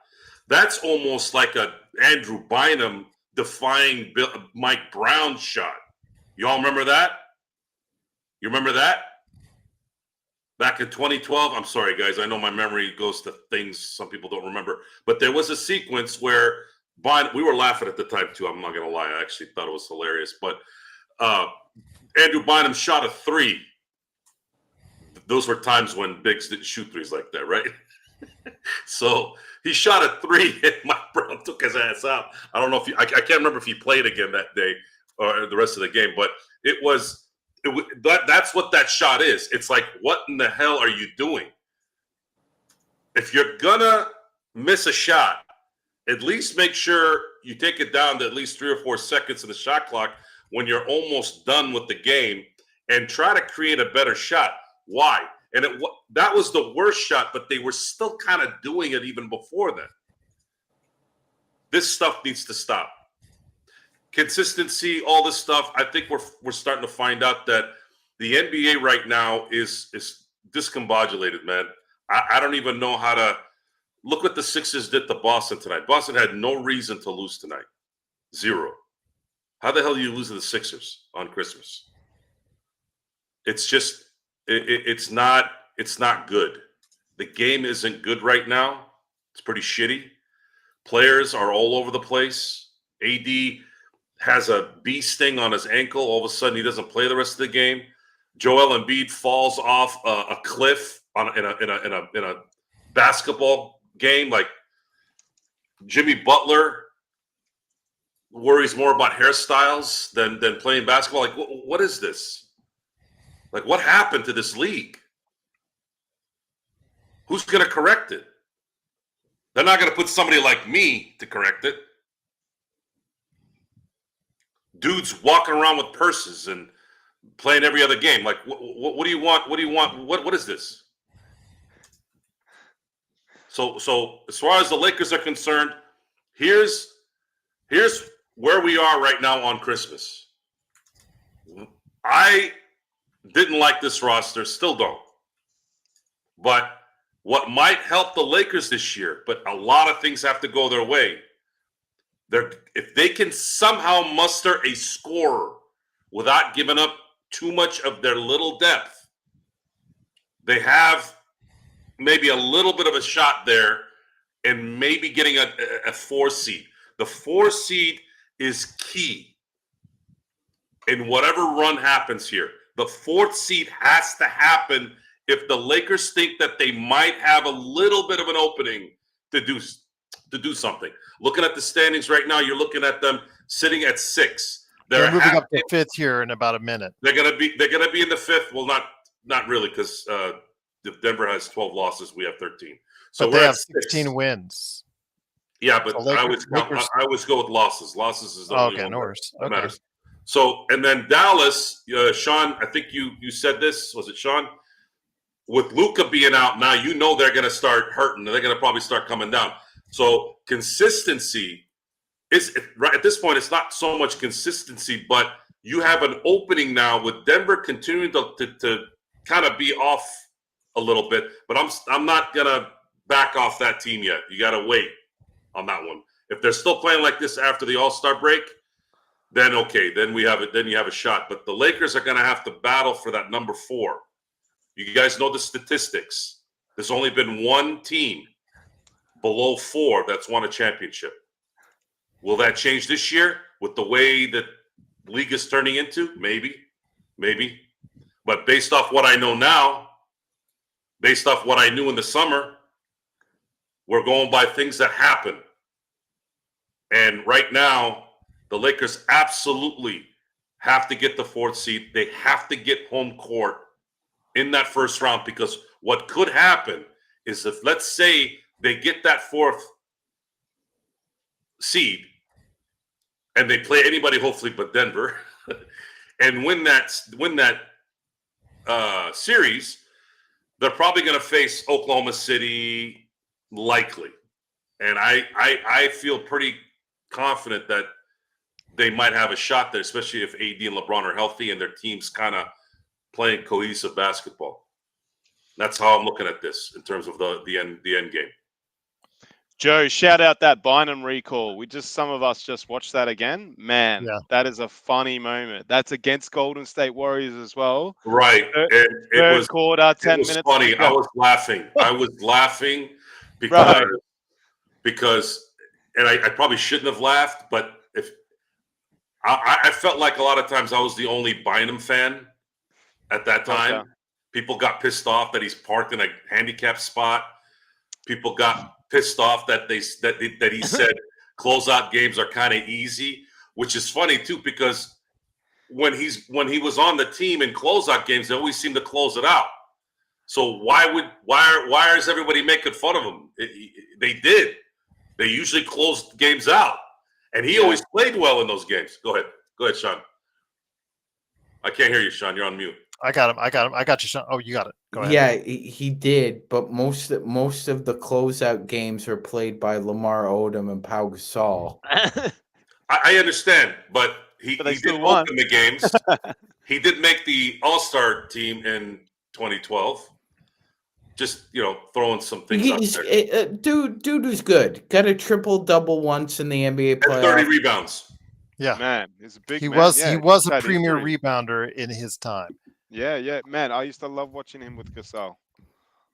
Yeah, I used to love it. Absolutely. So before we end it out, not the best judge of character when it came to haircuts, though, Joe. no.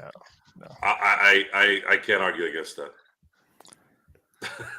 Darren's asking best player under 6'6" in the post, Dantley or Barkley? Barkley by Barkley. Yeah, I'll say Barkley. Barkley. Was a nice player. Yeah. The way he would separate at 6'4.5", which is bullshit, by the way, guys. He was 6'6" on the court, which doesn't. I know that's still kind of short for a power forward, but Barkley had athleticism that was just not fair for someone that size. Yeah, and when it started to go away, man, such a different story. But yeah, He before it happened, he turned into Kevin Nash. yeah, or but quad. man, in Philly, Like- early years in Philly, oh my God, yeah. And Gerald just Great question, by the way, Darren. kind of Great question. Yes. Money. to kind of bring together what Lakers all day and what Joe was saying here about the propension of the Lakers to shoot, 30, 35 feet threes. So I'll post it later in another chat, Joe, but do you know what action the Lakers run more often than not per 100 possessions? What's that? It's a pick and roll. When AD's not in the game, who is your best pick and roll big man? Like seriously, it's a serious question. Jackson Hayes. You can't have Jackson Hayes out there running pick and rolls over and over again. You just can't. Well, that's the only thing he does well, Magic. But the issue again, Gerald, is we have no movement shooters. So if AD is out of the game, you're running actions that are like two-thirds of your actions are pick and roll. If AD isn't out there and you don't have movement shooters, how do you expect to get the ball in the hole if you're not gonna try a 30-footer? How? It's hard. It's hard. I'm just pointing it out. It's just one game that AD was missing, but it creates a lot of different variables that you have to check because it's hard. It's hard. We need that third scorer. If we had a third scorer, I wouldn't have had to make that point. Hey, But I'm gonna say thank you for saying that because, I don't know why some people be like we need a center. I understand. Yes, we need a center, but it looks like we need a third scorer because if Austin Reeves is get traded or he's still here and he doesn't have it that night, and AD, does what he does and LeBron does what he does, that third scorer can help us out. But that's why I feel like we need a third scorer. And you know what I'm saying? We can go get the center or just keep who we got on the team because we got two. We got two centers and AD, right? So one of them can play and AD can come out just like, tonight. So I feel like we need to go get that scorer, that point guard that we need because, you know what I'm saying? Like if we go ship out D'Lo and we keep Austin, we going to need Austin to play shooting guard. You feel me? Because Austin can't play shooting guard and point guard. Because you see how if they do that in the playoffs, what freaking Detroit did to us, that's what they gonna do. But we're lucky that this is the regular season, not the playoffs right now, because you will not see that same defense in the playoffs. So that's why I feel like. So with that, it is, of course, the Lakers winning 115-113. It is the Lakers fast break. Sounds like Joe will be coming right back at you tomorrow with the Lakers nightcap. I think you said that earlier. There you go. All right. So with that, some final thoughts from our panelists tonight. I'm going to start with you, Lakers all day. Any last thoughts before we head on out? And I'll toss it over to each one of you guys that have been so gracious on the staff, taking time out of your Christmas day. First of all, Lakers all day. Merry Mhm. Christmas to you, my friend. Hey, thank y'all, man. Merry Christmas to y'all too. And I got a good present. I got me some Kobe shoes today. That was, I think, the Lakers Nice. retro Kobe. So that's what's up. I'll And drink to Yeah. that. yeah, Yeah. thank you, man. Thank That's unreal. you. But yeah, I mean, we had a great game. We had a great game today. Shout out to Max Christie because that's my favorite player on the team. We need to keep him if we can. But yeah, I think we played good today. We played as a team, as a unit. It sucks that AD went down because it was kind of crazy how he just like turned his ankle and then he just started. He wasn't out. That's just weird. But I just hope we can keep this winning streak going until the trade deadline and see what happens. But you never know with the NBA, so let's just keep on winning and play aggressive. Magic call. Man. Any last thoughts? Very well said, by the way, Lakers all day. Yeah. Thank you again for stopping by, and hopefully you want to come back. Just hit me up again, LakersFastBreak at All right. yahoo.com. You're always welcome. All right, Magic gotcha. Man, who has been a great part of our playback.tv Lakers Fast Break crew. And of course, big shout out to Laker Nick as well. Any last thoughts before you head on out as well? Go ahead and I'll unmute you there. Okay, gotcha. It was really strange seeing Joel Embiid hurt himself through a shoot around and almost twist his ankle as well. And then the following game, the big in that lineup also has like a weird ankle. Like it's just strange what's going on here in the NBA. We'll say this: Merry Christmas, everybody. I got my present. Lakers won. I get to smoke a victory cigar now in honor of Phil Jackson. Think I'm gonna go smoke Rocky Patel. Like those, really smooth. Everything slows down when you're smoking a nice cigar, Gerald, and I'll be thinking about the Lakers' victory. Indeed, my friend. Once again, it is the Magic Man, Sean Grice, the Madman for Toronto. He did come in, flew in with his sleigh right there for you.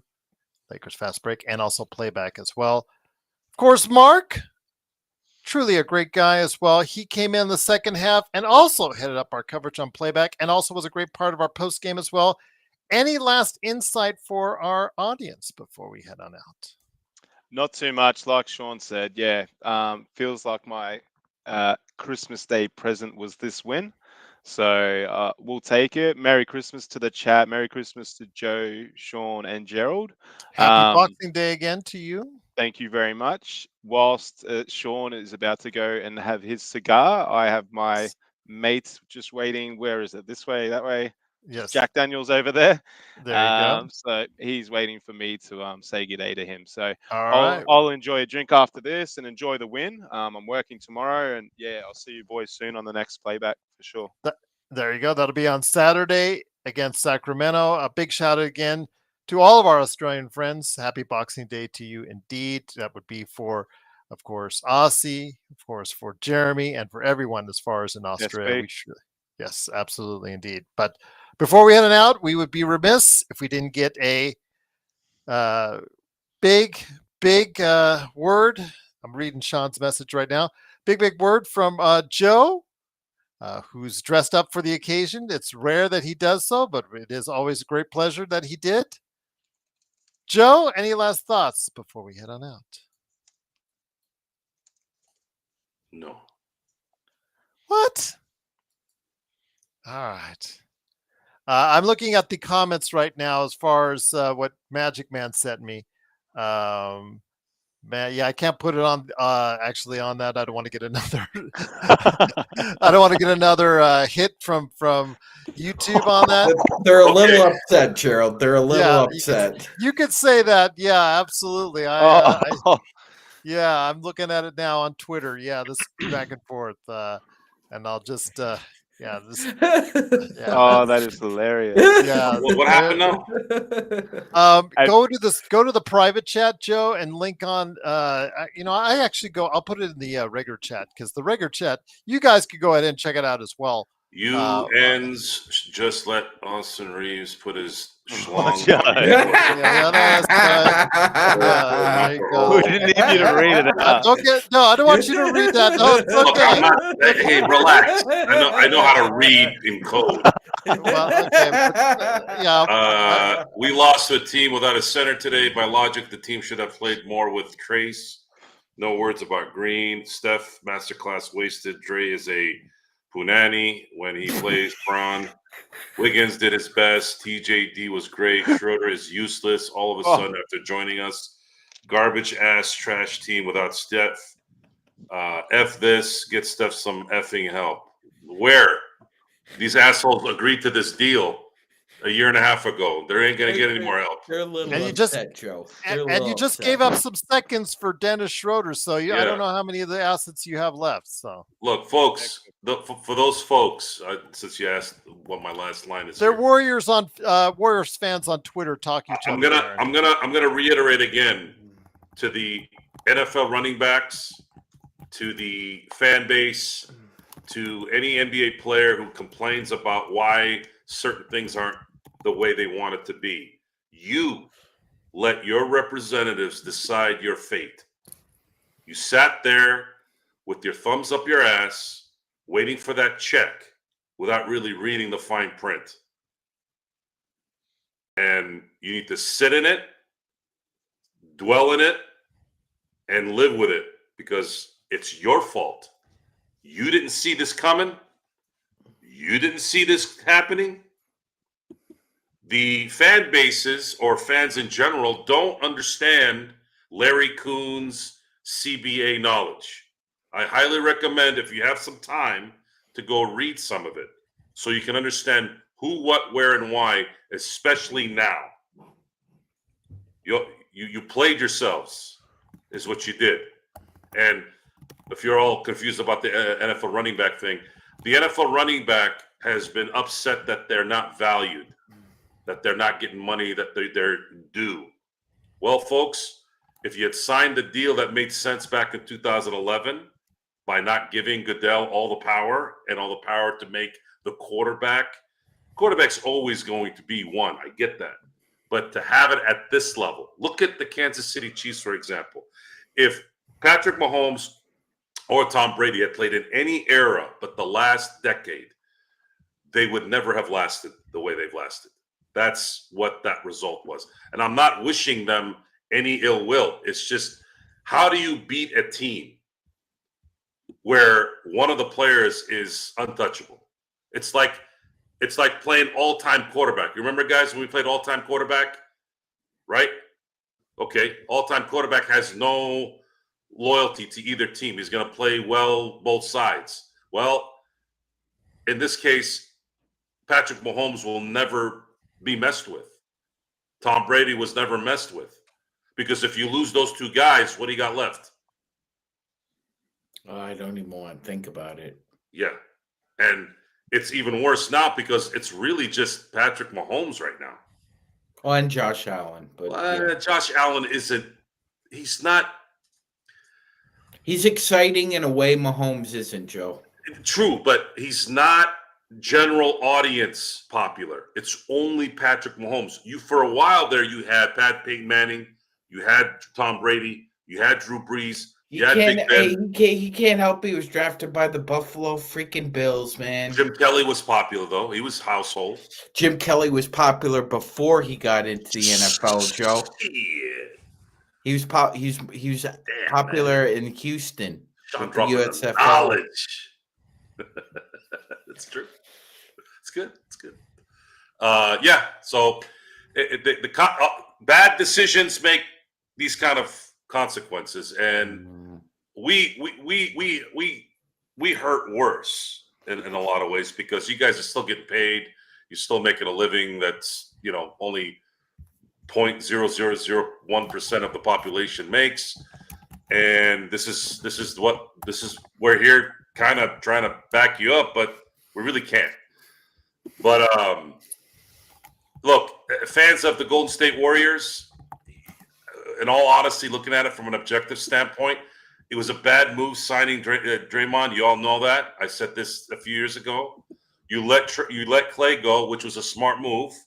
Should have let Draymond go, and you probably should have kind of hit the shitter to see if you can get lucky, maybe bringing in one more guy before Steph Curry's career is over. But in all the way the NBA is playing out right now, you might want to start thinking of maybe seeing what the future holds for Steph Curry too, if you want this to flip, because that's the system. It's not me saying that. I would love to see him stay in Golden State, but if you guys want to win, you might have to do some things that you might not want to do because you might not have a choice.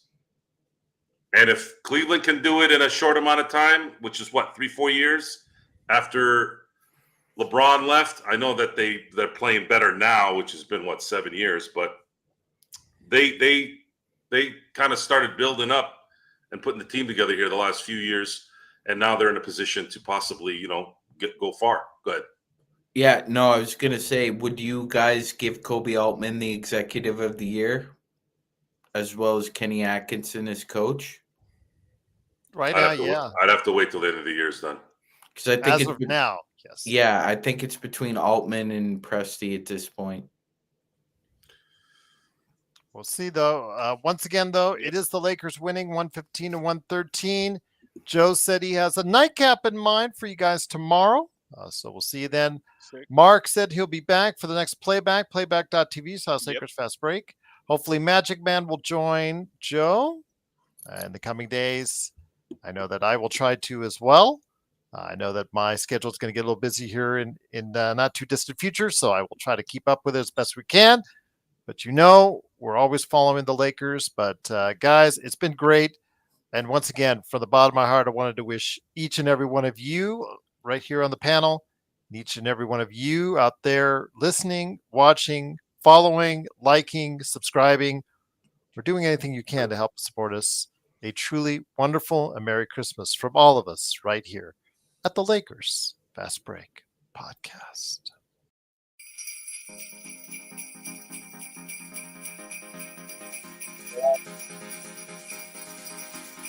Navidad. Who said massa? Darren, why are you bringing that stuff up? Can't you see we're a family show? Ho, ho, ho! Merry Christmas!